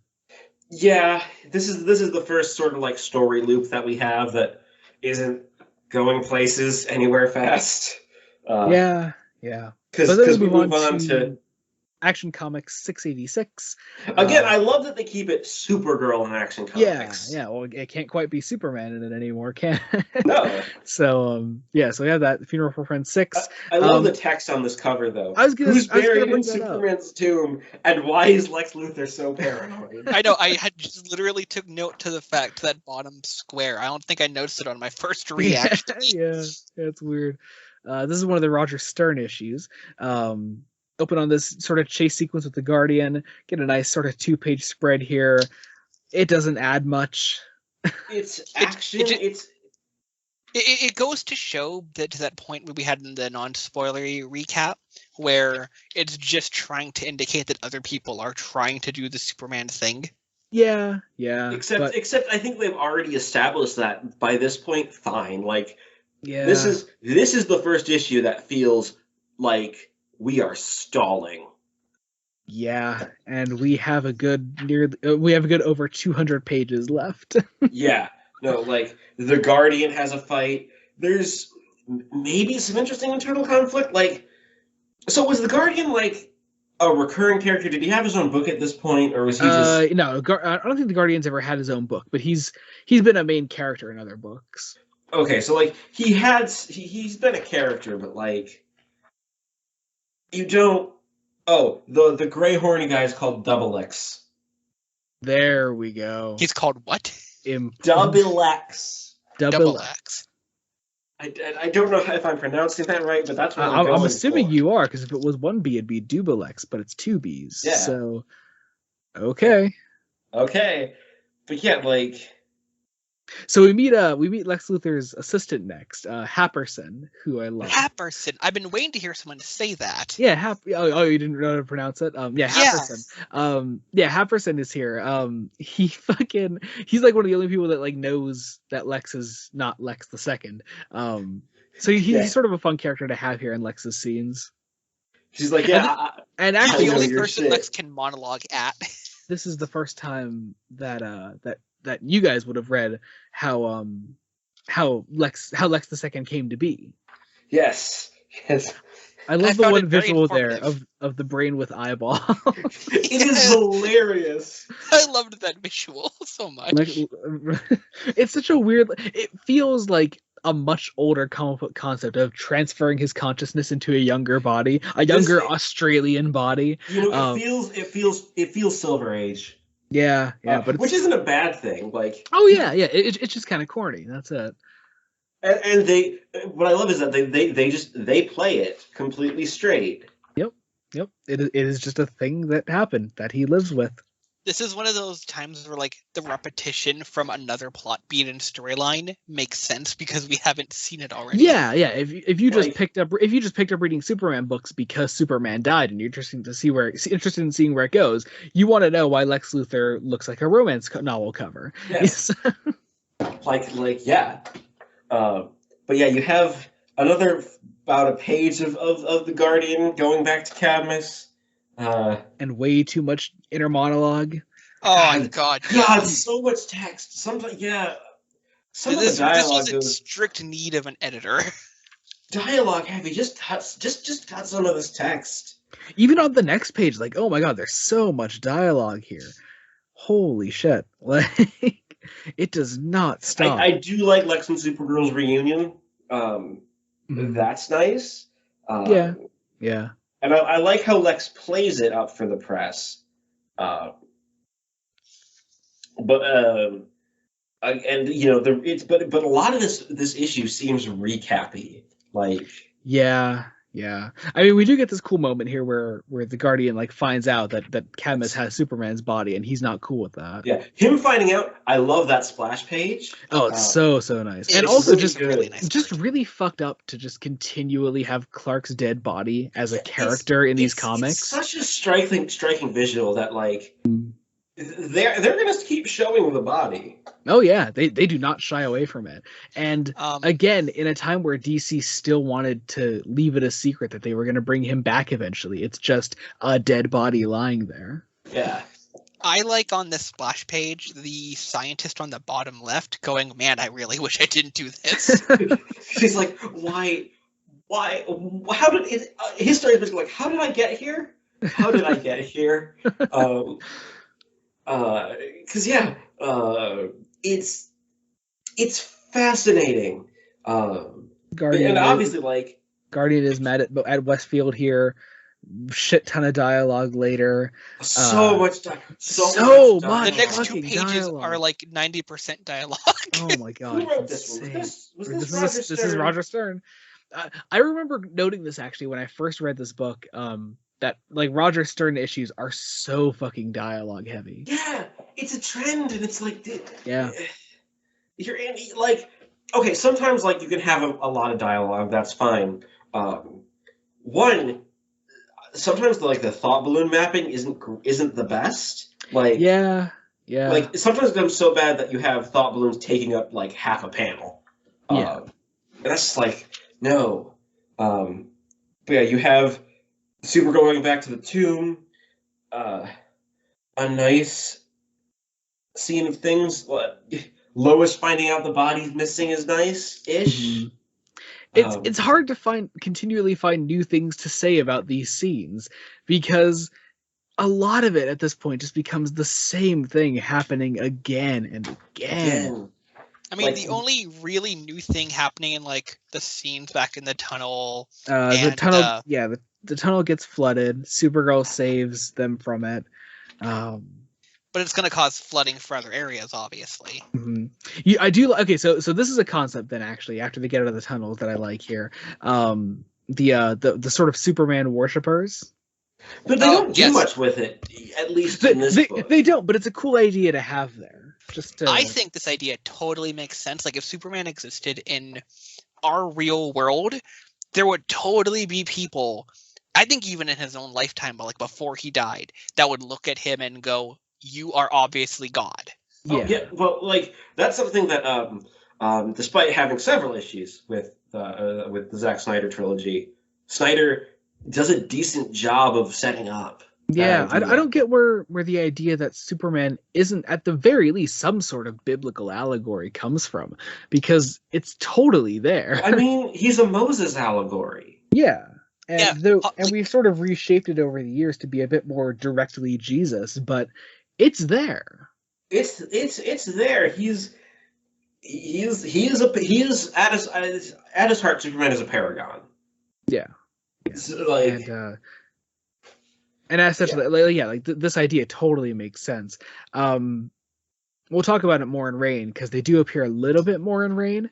Okay, so they don't get entirely dropped. No, they don't get dropped completely, but still they don't play obviously you guys talk about it in Rain, but I just passed an interesting point in the Superman worship line of reasoning that happens when there's different Supermen.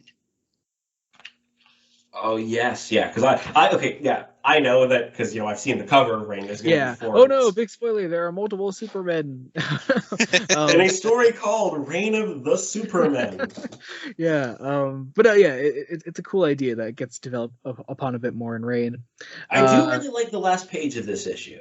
Oh, with Lana leaving, right? Yeah, and both of Kent leaving. It's dialogue. God, the artwork here too. Oh my God, so nice.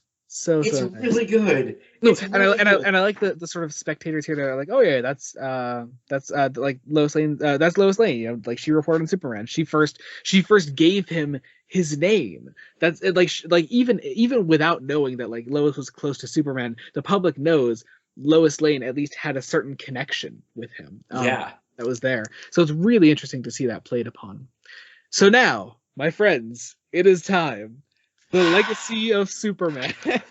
I am so excited because from the start, I just want to say because it's the first story when I turned the page from the cover, I was actually pretty invested in what they were going to do with Superman's body, and I left this very upset.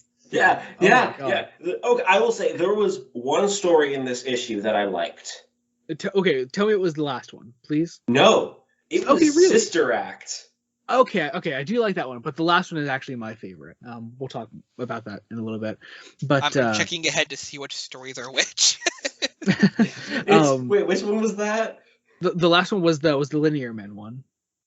Oh, it's the Linear Men one. That's right. Yeah. That one was good. That was interesting. Believe it or not, that actually becomes significant within the Superman block, Jacob, too. Of course it does. It does. Anyway, so we open. We're wrapping up the Superman's body is stolen plot. But are we? Which realistically, it hasn't gone on that long, but it feels like it's gone on for fucking ever. It's because it's essentially 3 issues basically. But in those issues, Superman's body is stolen.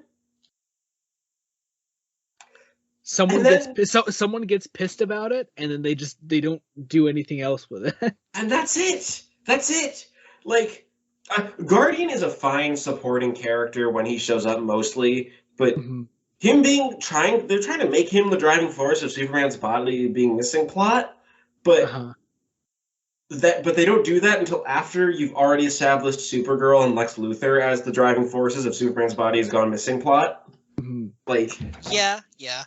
And then we just get the appearance of Auron, super soldier of the future, brainchild of Dr. Carl Packard and his lab rats.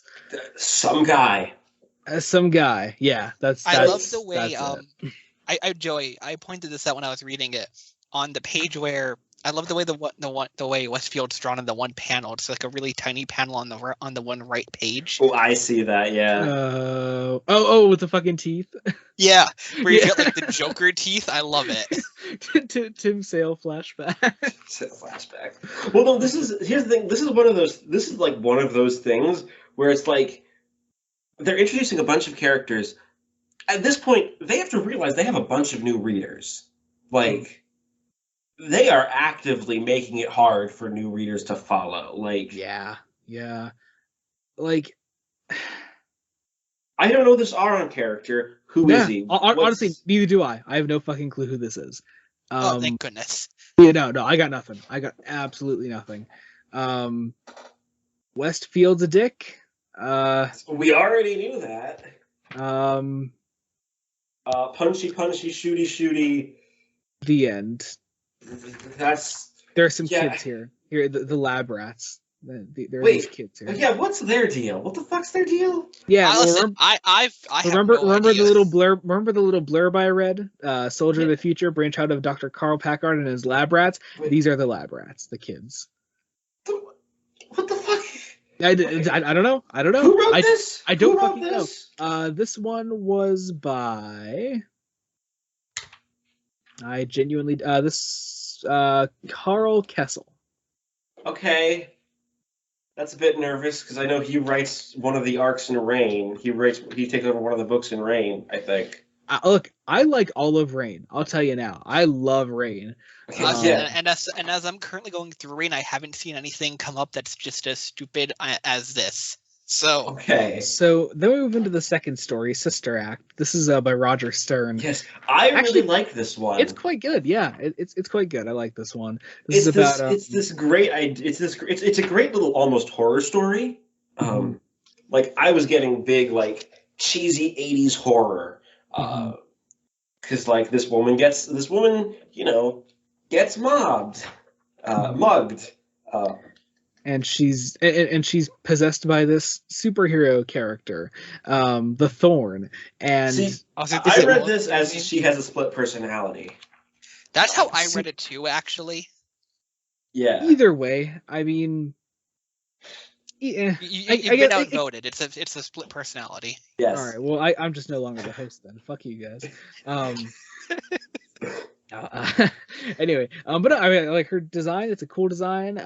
Just another example of people being heroes in Superman's absence, and it's cool. It's a cool idea. And it doesn't overstay its welcome. It doesn't. Yeah, it's a more succinct piece, but also it is by Roger Stern, and there's so much dialogue. With so much dialogue, it's almost snappier than like the last. Come on! Look at the second to last page with the police and these gigantic thought bubbles from Thorn.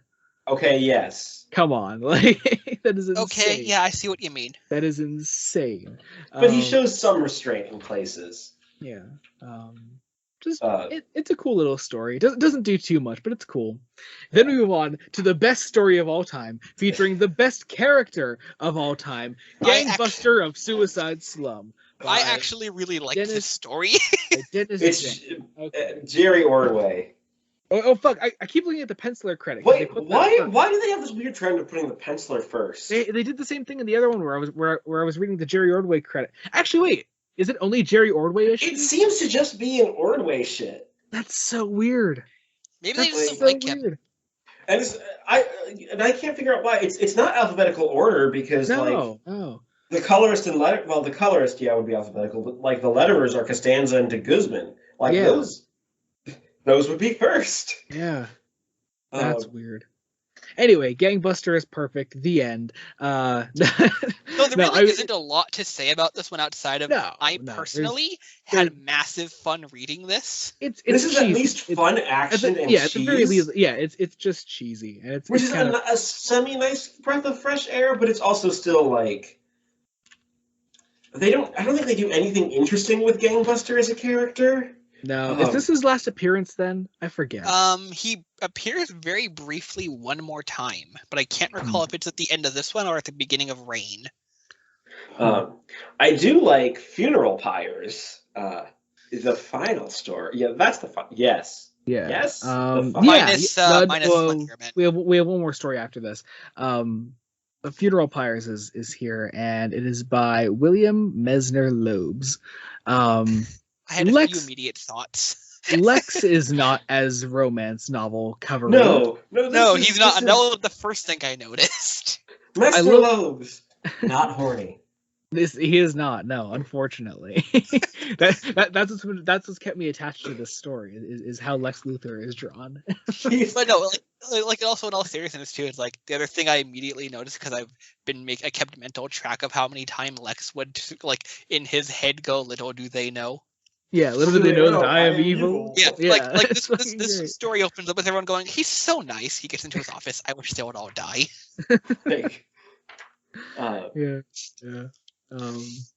It's so fucking funny. This nice little like sort of metahuman story to the side here. This was a brother and sister. Yeah, brother and sister. Yeah. That that have these powers. And it's a cool little story. It doesn't do, again, like every story in Legacy, other than like the first and last one, it doesn't actually contribute much, but it's here. Yeah, there's an interesting like shooting at LexCorp, which Lex just doesn't react to really. Yeah. Yeah. I'm trying to find. Oh, there he is. Oh, he's smiling even in the one panel. Like, he is. Yeah. wrong. Yeah. Yeah. Just it's like, yes, one of my secretaries was just murdered. Okay, Lex.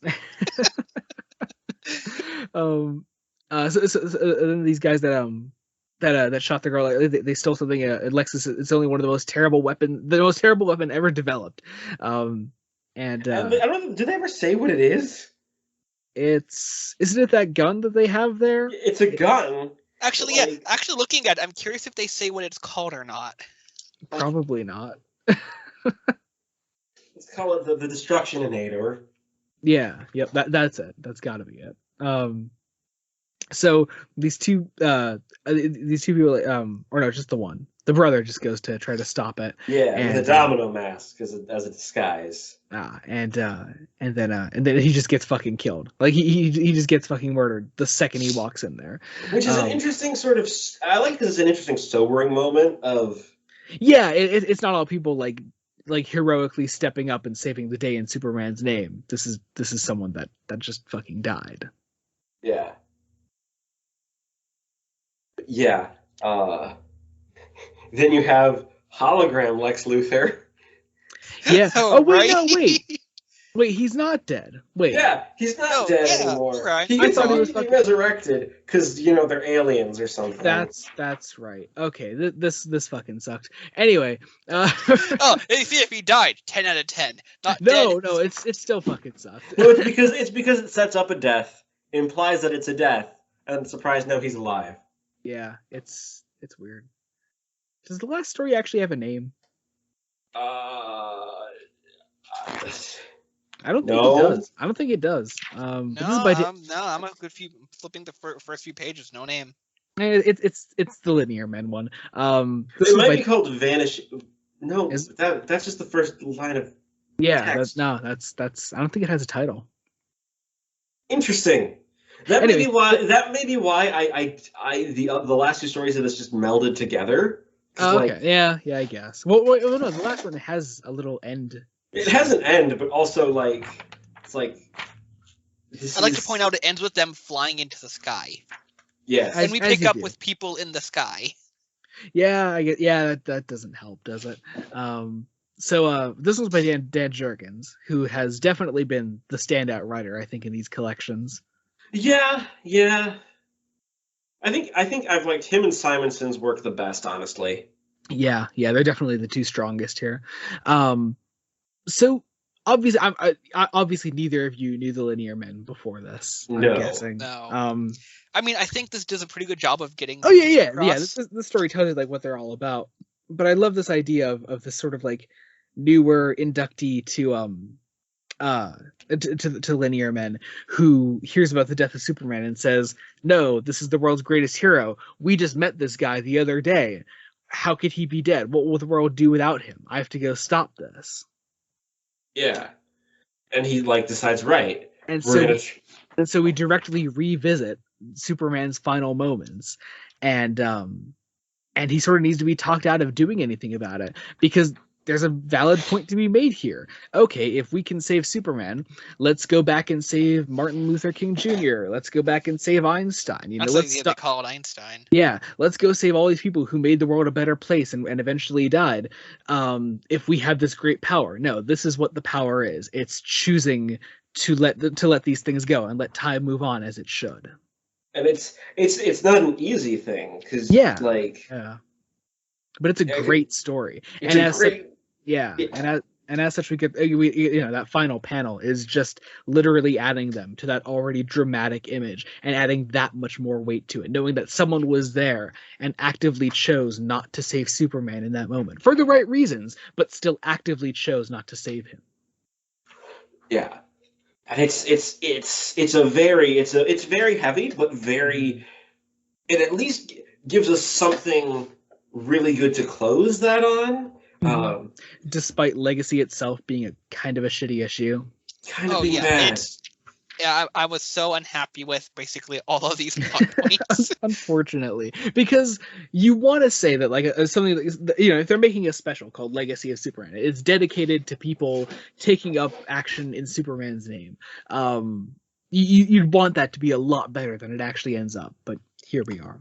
And for me, the biggest disappointment was that first story, which is such a hard left turn Yeah. from where that plot beat was going. And then when we pick up with it, it picks up as if none of that crazy shit didn't happen. Yeah. So we move into Superman the Man of Steel 21. Amazing cover. Unfortunately, spoils a lot about what's going to happen in this fucking issue. But my God, I will say, this is sort of where things almost start getting back on track. Yeah, like we start getting back on track. It's going to take another hard left turn, but we start getting back on track. We have Pa Kent died in a cornfield on the cover here. I don't know what Jacob 2 thought of this, but I looked at this and I went, Joey. Oh, my brain was like, this was like, right, I'm finished. When I was reading this, I was like, maybe I'll stop after Legacy, because Legacy was just, then I'm like, no, I have to keep going. I gotta at least find out what's going on here. Right? Such a striking cover. Unfortunately, again, does spoil a lot of what's gonna happen, but just a great cover. I wonder if that has to do with the fact that maybe they knew Legacy wasn't the greatest edition, and they were like, how do we get people to want to keep going? Well, no, because this wouldn't have been published in succession. I like it. Like, this was just the next Funeral issue. Like Legacy itself isn't part of Funeral for a Friend. Yeah. Well, I don't think Simonson wrote anything for Legacy, which is... No, not for Legacy, which makes sense because she contributes this, Man of Steel 21, and this is a great piece of character drama. Yeah, we open on Lois having a nightmare about, Superman dying again and her not being able to do anything about it. Yeah. Meanwhile, Underworld is flooding. And Underworld is back again. I'm glad they don't drop the flooding stuff. But because it creates a threat, but they immediately cut away to something vastly more interesting. I love the way that Ghosts, the title of the issue, is cut between the two pages. Yeah. Oh, yeah. It looks. It is. Yeah. It looks kind of awkward if you spread it out, but it's kind of cool to have there. Yeah. So Mon Pa Kent make their way back to the farm. Pa Kent is the fucking heart of this. I love this. Just everywhere he goes, he's remembering Clark when he was younger, and ways that he watched him grow, and things that Clark went through, and it just fucking breaks him. You see Martha queuing in every time every time he has what I lovingly referred to as episodes. Mm-hmm. It's basically a psychotic episode brought on via grief. Because it's the first one is just heartbreaking because it's just so much father and son love, and then nobody's here, Martha. Yep. Oh my God. How could I be talking to anybody? This poor man. And then Legacy becomes a 100% essential issue because you got to find out where these fucking kids come from. So I may have. And what's his name is Joey. Back. I'd like to point out. Sorry, I skimmed this page because I was like, I do not blame you. I'm like, no, give me back to Lois, give me back to the Kents. That's the interesting shit. Yep. It's literally right there. John sees little Clark as a baby just eating and playing with a plane. It's just, it's adorable. I love it. It is the adorable, wholesome, yes, I want this, more of this. And then you get a very decent thing of people in the underworld trying to sort of help out with the flooding. Played alongside Guardian, just with these fucking kids. He's like, oh no, it's flooding in Katniss. We better not make that happen. And you have Lois just sort of the implication is her bearing her in her work because it's like, well, she's grieved. The grief is still there. She's got to keep going. Mm-hmm. we get this really nice scene. We just randomly cut to Batman, but it's a great scene. Yeah, this was so unexpected, but I loved it because it's a great scene. Like shit like this is what should have been Legacy of Superman in at least some way. Honestly, like why couldn't we follow? Like, I get it wanting to like focus on like smaller people, but like there should have been something like this in there. Do a mix, like do like one of the short stories be a page or two of each of like our main Justice League members. Yeah, that'd be cool. That'd be really cool. But here we have that great thing of he gave me this ring with a kryptonite stone. He said, I have many enemies who have tried to control me, and I live in fear that someday they might succeed if that should ever happen. If I should ever lose control, there would be only one sure way to stop me. Oh, like, it's so good. So and it's why I'm generally like not the biggest fan of the let's have Batman and Superman fight each other. Like, but they should be friends. But also that's the whole reason this scene exists. Is like they're friends. But if it should ever come to that, they trust each other enough to stop the other. Yeah. And you have some pictures of the worshippers kind of rioting as like definitely doing the Jesus figure shit. Yep. More underworld shit. Probably. You have Lois. You have Lois trying to get answers of like what's going on. Right before, with finally someone gets proof Cadmus has the body.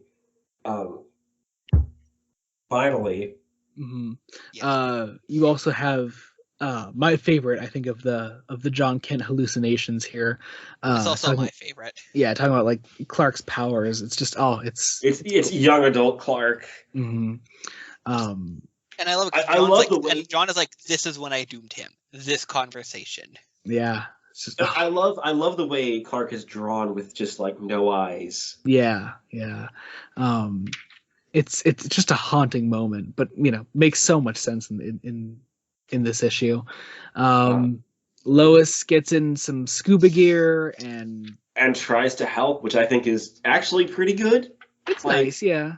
But again, good. These fucking kids, the fucking children, fuck them. And the short one there that has the fucking whose dialogue is like phonetically spelled out. Yeah, I see you, and I'm looking at it. I see what you mean. Hey, obviously. It's Lois Lane, the reporter. Hard to tell in that wetsuit. I fucking hate it. I hate it so much. Lois sees Clark's body there, fucking flip shit as she should. This is a necessary scene. You needed this. Yep. Like, and Lois Lane can hold her own, which is in a fight. Yeah. And she just hugs her fiance's corpse. Oh my god. Oh, that's such a great moment. I love that. And speaking of Lois being like a super strong character and like the way like just how she looks and stuff, I love the way she's drawn in the bottom right panels where she's just like, I'm going to do what needs to be done. Yeah. It's like, right. I'm going to blow the lid off of this entire story. And then John Kent just starts to fucking die. Yeah. He's dying. Oh my god. And then we parallel the Death of Superman panel with Martha holding him. Oh my god, look at it! It's so good! This is what this collection is about. This is where we've been going. And I saw that panel and I was like, I'm sorry, you finish your thought. I was just saying, it gives the funeral for a friend title such a new meaning. Who is this funeral really for? It makes you question in these moments. Because Superman fucking died last collection. Who are we really talking about in these moments? It could be John Kent. And it's such a gorgeous moment. Go ahead, Jacob. And you have oh wait, which Jacob? Jacob won, because he was saying something before. Yeah. I was just gonna say, like, and I saw that panel and I see the cover for the next issue. I'm like, well, I have to keep going. Yeah. This is Funeral for a Friend 8, Superman number 77, with the title on the bottom. The title on the bottom, The End, and it's by Dan Jurgens. And then you turn the page to page 250 of the collection, and Jurgens is P. Corny. It is the best. It is a great image. This gorgeous full page of shirtless Lex Luthor drawn in excruciating detail. I love. Okay, It just before we move on with that though, unfortunately, there's over 100 pages left in this. You know the plot's going to be stopped at some point because we're finally back. We're finally back on a roll. But a great cover to this one. I love Superman sort of flying towards the light. Sort of like this heaven imagery. It's really nice. But Lex Luthor is training with this girl, remembering all his past battles with Superman and things like that. Does Lex Luthor get a robot arm at some point? That would be a kryptonite radiation thing, I think I'm right about that. I think he would have like replaced his hand at one point to like stop it from getting to like the rest of his body, but it was too late. The rest of his body was already dying, so I think I'm pretty sure that's part of it. But yeah, he basically gets his ass handed to him. And he's so pissed at this lady that he plans to fucking kill her then. But interestingly, then Lois comes in. With Supergirl. And with this very interesting piece of dialogue. Hello, Lex. It's obvious you're not like your father. Because he got his ass handed to him. And well, it happened more than once. Yeah. And you have, unless she's referring to his looks. Maybe. Probably. Yeah, not fucking bald, yeah. It's like, yeah, if that overweight old power broker had ever been drop kicked like that, he'd have the kicker put on ice. And you have the woman who kicked him. Good thing you're not like that, Mr. Luthor. True, Sasha. How very true. Just a great little bit there. But you have Lois being smart enough to be like, yeah, I need your help. Because, like, despite Lex being evil, and I don't want to say Lois can't tell Lex is at least a little suspicious by this point. I think so, yeah. But there's also, like, Superman's dead, and Lex doesn't want to see the body experimented on. Because, like, Lex is evil, but he's not, like, that evil. Mm-hmm. That type of evil. That let's experiment on the body of my greatest enemy. Yeah. Meanwhile, John Kent is being rushed to the hospital. Oh my god, it hurts. It's also, what I think is also great is that Lois doesn't know that John Kent has had a heart attack. Obviously, yeah. She's like on her way up in the world. She's figuring out how to get Clark's body back. Meanwhile, Clark's dad is dying. Yeah, what could potentially be his last words? He becomes conscious again and yells out Clark. That image of Martha Kent just with the thought bubbles, thinking, because with my son gone, I just can't bear the thought of losing Jonathan too. Yeah. Again, it's recap, but it's recap that is still pushing things forward. Mm-hmm. It's not like we've cut back to the cornfield and then we do the hospital scene. No, we go to the hospital. Yeah, we're actively advancing the plot here. And you have that great montage of photographs from Jimmy. And we get the in-universe explanation for the News Time issue, which is really cool from the last collection. I always like that. It's great that it's the one man who basically tells Jimmy, like, we want to do this special, and they just want to use your work. Mm-hmm. It's that nice. We want to, it's sort of the genuine. We don't want full rights. We just want to use it. Yeah. Yep. It's a nice little moment. And he gets to pick out the cover. Yeah. And there's one obvious choice, the ripped up cape and everything. Love that little silhouette in the bottom of him with the chair and the cape colored behind him. So nice. And then you cut back to Sasha in the locker room. More horny Dan Jurgens. We love it. Horny Dan Jurgens. But also, and then Sasha's fucking murdered. Yeah, Sasha's just murdered. And that plot point is dropped, basically, for now. We do catch up with it again, actually. Okay, I was gonna say, I feel like that's something that's gonna come up later. We do catch up with it again. Also, I like it that they try to like obscure who's killing her. Like, who the fuck else has any history with her in this story? It's Lex. It's fucking Lex. So that's there. More Lois having memories of Clark, which is nice. She takes a big bike from this guy, and starts to make her way over to Cadmus, where Supergirl is helping to get Clark's body. They eventually do get his body. Meanwhile, John Kent is still dying, which it's again, and there's some great parallel scenes of the Doctor over John Kent with Clark over John Kent. Yep. Oh, it's so nice. We get the body back to Superman's monument. Lois says goodbye properly. Lex then asks to be alone, and we get this gorgeous moment where he does an evil monologue around this box. It's not even an evil monologue. It's almost Shakespearean, and like totally. Yeah. Oh, it's, yeah. I've won, but it's also like, wait, but have I really won? Mm-hmm. Like he's almost trying to convince. It feels to me that he is trying to convince himself that he has won. Yeah. Because he has not won. No. Oh God, no. No, he's lost. He might not have lost even. It's just there's no victory. It's a no win. Yeah. Not even a tie. And you have Lex slamming the coffin, a Doctor slamming John Kent's chest. And John Kent sees Doomsday as he starts to flatline. He sees Clark again. Martha calls for him one last time. Those final fucking panels of John Kent flatlining, you see that line go across on the screen. It's just these E's. Then you get your credits. One of those few cases in older comics where the credits don't come early on in the issue, and it's like, no, Dan Jurgens did this. Dan Jurgens fucking broke your soul. And then the plot comes to a screeching halt. Dude, it has come to a halt so hard you get whiplash. Oh, it's like, wait, yeah, no, like, okay, so I'm just gonna say, I don't hate this annual. Yeah, I just wish it didn't cut us off right there.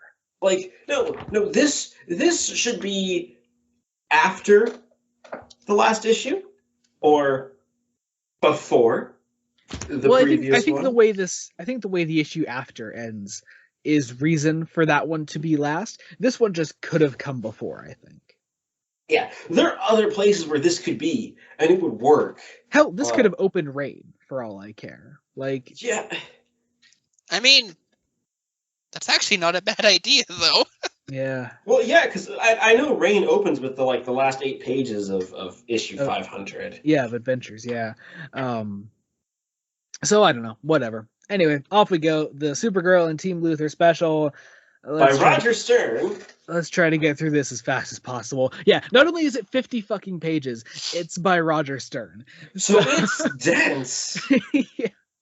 Yeah. Even where you get like this really nice a full page of Supergirl bending this steel bar. Lex has this fucking monologue there. Why does he need to monologue there? Well, yeah, because he's doing like a business presentation. He's basically a business proposal, like, allow us to do the thing Superman did. Yeah. Legally allow us to arrest I have a Supergirl. let me offer Supergirl's assistance. And that's all it is. We get another panel of Gangbuster for some reason. I think it's shown to show why he should be allowed to do it legally compared to the way Gangbuster's doing it. Mm-hmm. Yeah, because you also have Thorne there, and you establish the threat of Doomsday and things like that. There's a kitten. She saves a cat. That's nice. Yes. Vital. We need this the cat. This isn't a bad issue. One, it's Roger Stern's walls of text. Yeah, that's honestly it. Like this isn't a bad issue. It's the text just drags it down. It is walls of text. It makes the 50-page issue feel like 100. Mm-hmm. Because like she saves some more people, and it's great. You still have the interesting people in Delirium thinking she's Superman. Yeah. You have actually there's a nice little moment between Lois and Supergirl here. I like this. Top of the planet. Yeah, that's nice. There are nice little things in here. It continues their interesting dynamic from the previous issue, which was kind of acerbic. Still very dialogue heavy. Yeah. Like really dialogue heavy. Like you have this thing of And this is the point where Lois can eventually learn about what happened to Jonathan Kent because Lana Lang is called. Yeah, but no, because these clearly weren't written with the Jurgens John Kent is dead plotline in mind. Yeah. Because then you have at Star Labs, which isn't that like okay? So in the CW Flash, I know that's where the Flash is based out. Yeah, they do that, but Star Labs it's pretty much that. It's where people like someone like Silas Stone, like Cyborg's father would work. Just superhero related experiments happen there. But like not like the Cadmus kind of superhero related experiments. These are the good ones. Yeah, these are the good exactly. ones. These are the kinds that Guardian would approve of. So this terrorist these guy have breaks ethics. in. This terrorist guy breaks in. He steals the robot suits there. I think Lex, I think it's more that he has a gang waiting to help him steal them. And then we get superhero Lex Luthor, which is just kind of funny looking. I love it. Yeah. It looks so dumb. It looks so dumb. Who wrote? I like Roger Stern. Not horny. No, surprisingly. Surprisingly. Wait. So we have that. I like it's obvious like from the get. Like Lex clearly put these guys up to it just to show off his suit and get the public on his side. Like that's it. Yeah, which is fine. Yeah, it's a cool little plot. You get a nice little page there with Supergirl and Lex, but it's a couple of his soldiers is sort of just crashing in there and stopping the terrorist people.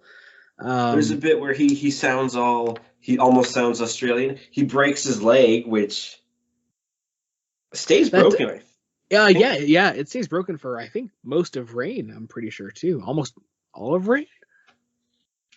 Maybe even more. I forget. Like, it has consequences. Mm-hmm. But it's so much monologuing. Yeah. So much monologuing. And back into the thought balloon monologuings. Supergirl shapeshifts into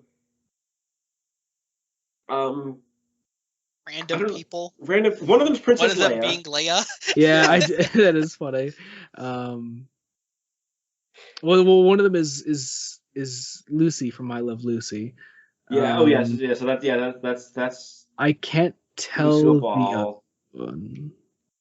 I don't know. It's probably like someone from the 90s. Yeah, I don't know. Then, but yeah, so you have that. And then Mrs. Mom Luthor. Yeah, which is kind of fucked. I thought that was the weirdest one. Yeah, and then she passes by, or what is it? The real one passes by these two girls that are talking shit about her, and then the Supergirl one passes by, or no, Supergirl passes by first. I can't fucking tell. Wait. Yeah, okay, hang on. I followed this better than you. I'll explain it very briefly. These two younger girls are like, oh, blondes are just bimbos and stupid, and Supergirl's like, mind your manners, and she walks off and they go, man, was she a blonde when she was younger? Only for the real one to show up behind them and go, whoa. Yeah, what's going on? It's a funny gag. Yeah. Again, taking you right. It's the problem of like, John Kent is dead, people. I mean, can we please just get back to that, please? And I know that's not what this issue is, but please. Like, oh my god. I just turned the page and there's a reference to Aron and the Guardian. Yeah. Oh right, those characters. Legacy of Superman is just unfortunately essential once again.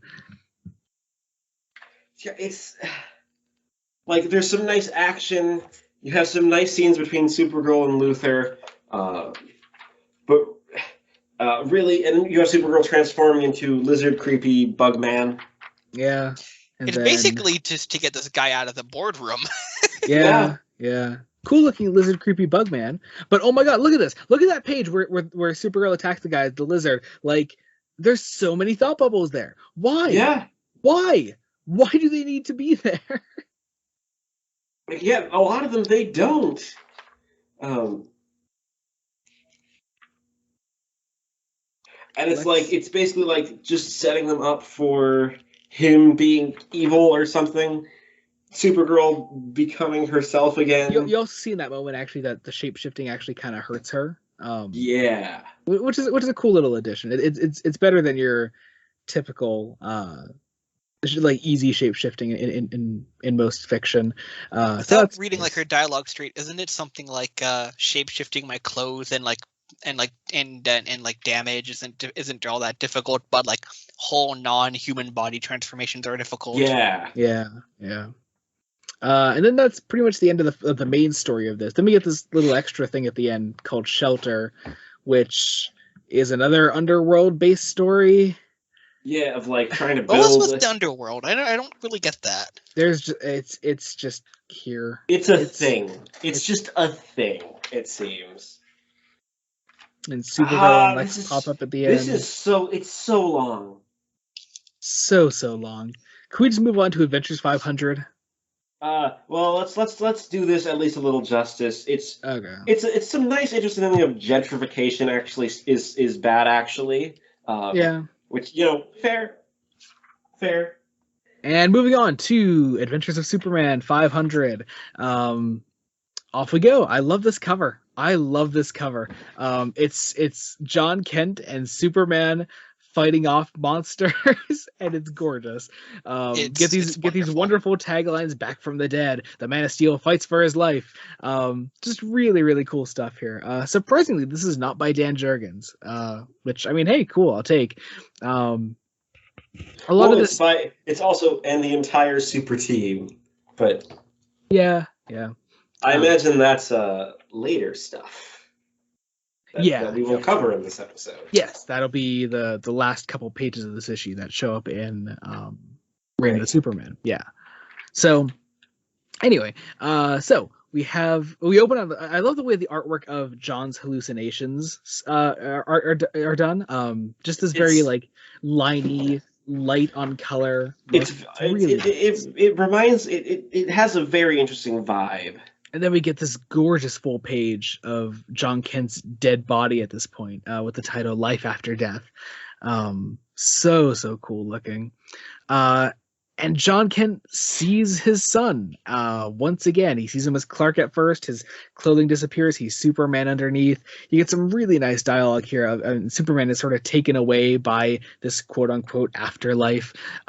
Really interesting. Telling his father just to go back. Mm-hmm.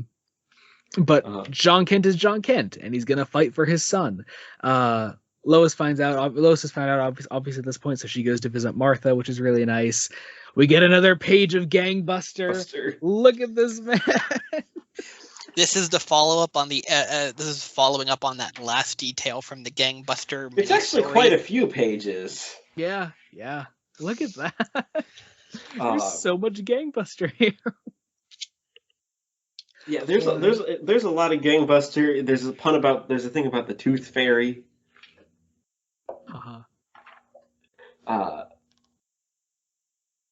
Like there's some. I'm guessing it's like he's anti-cop. I guess. Yeah. Well, I'm not sure that's necessarily what's happening, because the moment he punches the cop, he realizes he's done screwed up. Oh yeah, that's weird. Anyway, back to the actually cool stuff. John Kent's hallucinations take on the form of him like crawling through these like World War I type trenches. I think it's supposed to be either Korea or Vietnam, actually. Yeah, I think it's Vietnam, because he says a couple times where they are. Oh, do they say? I can't remember. Yeah, and just the uniform looks Vietnam. But so he's sort of like walking through here, and as far as John Kent knows, like this is just the afterlife. This is him fighting for his son. That's Korea. Oh, it's Korea. Okay. It is Korea. Okay, cool. Wait, that makes sense. Well, it makes sense for how old John Kent is in the 90s. Yeah, I mean, none of this really works out if you take the whole history of Superman. The sliding scale of comics. Yeah. But still, he's here. Who's that haunting "I'm dead, Johnny"? We're all dead here. Oh, so good. And then you get this weird scene with Cat Grant. Yeah. Anyone actually want to talk about this, or can we move on? So she gets. I'm okay just skipping it because it's kind of weird and doesn't really go anywhere. It's weird. It's like. Yeah, it is weird. Tiger gets sexually harassed in the workplace. Yeah. Like okay, yeah, that's a perfect. She goes, "Oh, it's the '90s. I could report me." He goes, "No, you won't." Fucking horrible. And she's almost like, "Yeah, I won't." And it's like, what? What is this fucking scene? It's such a good And he issue. has this line like, "Oh, you and what is it? You and your kid should come to dinner." And she's like, "No, no." And he's like, "Oh, you should." He goes, "Okay." Okay. I just love the way this guy's drawn on the last panel. He's on the bottom of the page too. It's basically like, you need to call Olsen so he can tape more Turtle Boy. Speaking of Turtle Boy, I think this guy's watching Turtle. Yeah, in prison, this guy's watching Turtle Boy. And it's basically the entire idea is it's the life after death idea of people living after the death. Mm-hmm. Yeah. Then we go to Jimmy once again.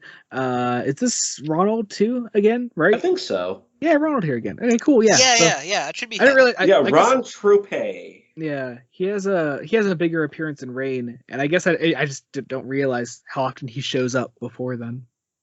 He's just a background player, but yeah, it's like, we keep worrying about Clark, and you have then by the hospital bed. Yep. We go back to John's visions once more. John is literally fighting off monsters of hell at this point. Yeah, falls down a pit. I love this full page here of this sort of like Satan-like figure sitting on a bunch of skulls as he sort of taunts John. Really cool imagery here as he drops not the him down. devil. No, in a couple pages, John will say was she the devil, and I had to look back and go, how do you immediately look at that and go she? There are breastises.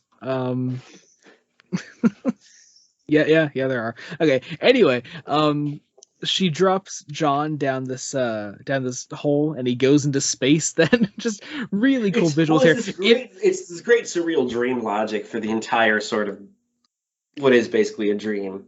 He falls into space, which is inside this lady made of space. Yeah, called Kismet. So interesting. Just so many interesting visuals here. I love it. Who did the art in this issue, actually? This was this particular story was pencils by Tom Grummett, inks and tones by Doug Hazelwood, and colors by Glenn Whitmore. Cool. Very, very cool. Very, very nice use of color here, especially. So then we come back to Clark here again, and Clark is literally being taken by dead Kryptonians in this afterlife into the Kryptonian afterlife. Really, really interesting visuals here. An interesting idea of like death in the DC universe that does match up. Because I did read somewhere that at this point they did want a certain other female character to appear. Did they? Yeah. Who? They wanted Death to appear. Wait, seriously? Like Neil Gaiman, Sandman Death. Oh, that's cool. No fucking way. I didn't know that. Because this is 93. The Sandman's already been going for a couple years by now. 4 years with this? Yeah, 4 years. Damn. Wow. Okay, yeah. Then. That did not clock with... Wow. Okay. Really, really interesting. Yeah, it fell through, I think, because I think it was just just a thing that fell through. Well, I think also at the time DC was still pretty stiff about not crossing over any of their Vertigo stuff into the main DC line. Yeah. Like DC could cross over to Vertigo titles, but having Vertigo characters show up in main DC stuff was a little bit more. Because I think Gaiman was all for it. Yeah. No, I would imagine. Minus Etrigan, of course. Well, no, Etrigan was DC pre-Vertigo. Was it? I wasn't. I don't know its history fully, so I'm pretty sure it's good to know. Yeah. He should have been though. But yeah, there's some great. It's just this great idea of I imagine here's where Death would probably have shown up. Oh, definitely. And then Gangbuster shows up again. He's fucking drunk. Or no, well, he just got shot. He swam in a river. I'd get drunk Here too. it is. This is the is that guy from the fucking monument? Maybe? I don't know. I think it might be. He's dressed in the same clothing. Just homeless man of semi-plot importance, apparently. What the fuck? Okay, but he had a phone before. I don't know. I don't know. Okay, so this is either two characters that look very similar, or it's the same. Yes, and they're both going to Bibbo's. Yeah, as they should. But yeah, like... So John continues to help Clark fight off these afterlife beings. Really, really interesting visuals once again. Love the way Clark is drawn here. Like once he like breaks free from it and starts fighting them off. As Superman and it's a great idea of like, no, Pa, I can't deny death. But Pa Kent just won't hear that. You know, he won't accept that. He still wants to take Clark away from all this, and he actually does. They fight out together. They go through this whole. They escape. Obviously, this is more a metaphorical thing. This is mostly Pa Kent hallucinating. Yeah. But this is played alongside what happens with Clark's body then at that point. We'll get into that in a second. But I love the way it's played in this. Not only does them escaping bring back John, you know, he makes it through this. But you see the heart monitor go on. He makes it back. Lois starts to fly back to Metropolis then, and we start getting these news reports. These people talking about how they saw Superman, and Superman saved them from something. Superman came and did this for them. You have all these interviews, specifically 4 interviews on the second to last page, talking about a different Superman each. All leading up to Lois and Henderson going into Clark's grave again and seeing that the body is missing once more. And I like that at the end, it does not say the end; it says the beginning. The beginning. And it truly is, perfect ending. Because honestly, from this point, this is where the arc really kicks into high gear for me. I love absolutely everything after this. Yeah. So there's the interesting thing here is that we are at the end of this story, but we are at the beginning, like in the same way. Yeah, now it can really get going, I'd say. But that being said, that was Funeral for a Friend. What did you guys think? Still the weakest of everything we've covered, Joey. I'm sorry. Like I know we've been gushing about that last issue. It's great. It's a brilliant last issue, and we gushed a lot right at the start of this. But man, did we complain a lot around the middle? It drags a lot in the middle. I think the movie adaptation, which we did watch for this episode. We watched for those because there are like a million adaptations of this. We watched the newer 2018 one. We didn't do both of them, obviously, but we did Death of Superman. I told Jacob to wait until after we did Funeral because there are a few things adapted from Funeral into here. They smartly adapted most of the important bits in Funeral, and they cut what needed to be cut. Which was most of the middle. most of the middle. They cut most of Funeral as it is. But I like they did keep the Bivo scene, which is perfect. The "It Ain't Right, God," that whole thing. They kept that, but there was the funeral scene itself. There's unfortunately no Lex the Second in the adapted. They do lampshade it. They do because Lex sneaks out in public. Also, Lex is played by Dwight from The Office. Yes, it's a really bizarre Lex voice. That's honestly interesting. Doesn't quite work, to be honest. He's a lot angrier there. Yeah. That being said, Jerry O'Connell is a brilliant Superman, and Rebecca Romijn is so good as Lois. Yes, and it's interesting because it does a really good job of, instead of trying to adapt the early stuff of Death, the weird early stuff that like is very much like this is the end of a previous story. Yeah, it goes in and does its own thing, and I think it really works. But plus it helps set up a lot of where these characters are in the animated movie universe. Yeah, I was just going to bring that up. Jacob, too. This was your first time with this DC animated cast, with like Jason O'Mara as Batman, Rosario Dawson as one. Yeah, Yes. I don't think you'd ever seen one before. There are like Yeah, 16, there are like 16 of them. Yeah, because I know we had the option to do one with Court of Owls, but decided no and save that for yeah, I when we do decided some Damian Wayne there's a stuff. better spot to do that later on.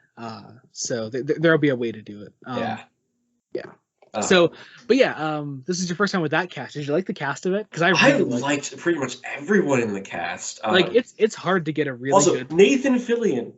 Nathan Fillion. He is perfect as Hal Jordan. I love him. He's so good. Yeah. So It's good. also it's interesting because like Barry Allen's the Flash in that, and like from the way the Flash is portrayed here, it's very different. Like, yeah, definitely. But I do like it because also like it works with the way they do it in that movie because they make the parallel with Iris and Barry getting married in that. Yeah. Which there's is the great so gag nice. of Batman on the PTA. It's so good. We need more chaperones Yeah. for the school field trip. You know? Yes. It's so good. I love it. Some great gags, and it sets the scene very nicely. It's one where like it both adapted the story really well as making like the proper changes. Almost like, and I'm gonna get some shit for this, the Killing Joke adaptation. Yeah. Like, because like the Killing Joke, this is one. There's a good half hour or so of the movie, 20 minutes to a half hour, that just isn't in the comics. Yeah. Like, I'm a little sad we don't see Pa Kent getting a heart attack. Yeah. Believe me, I'm perfectly happy without that being there. However, I understand why it's not there, and that's fine. Yeah.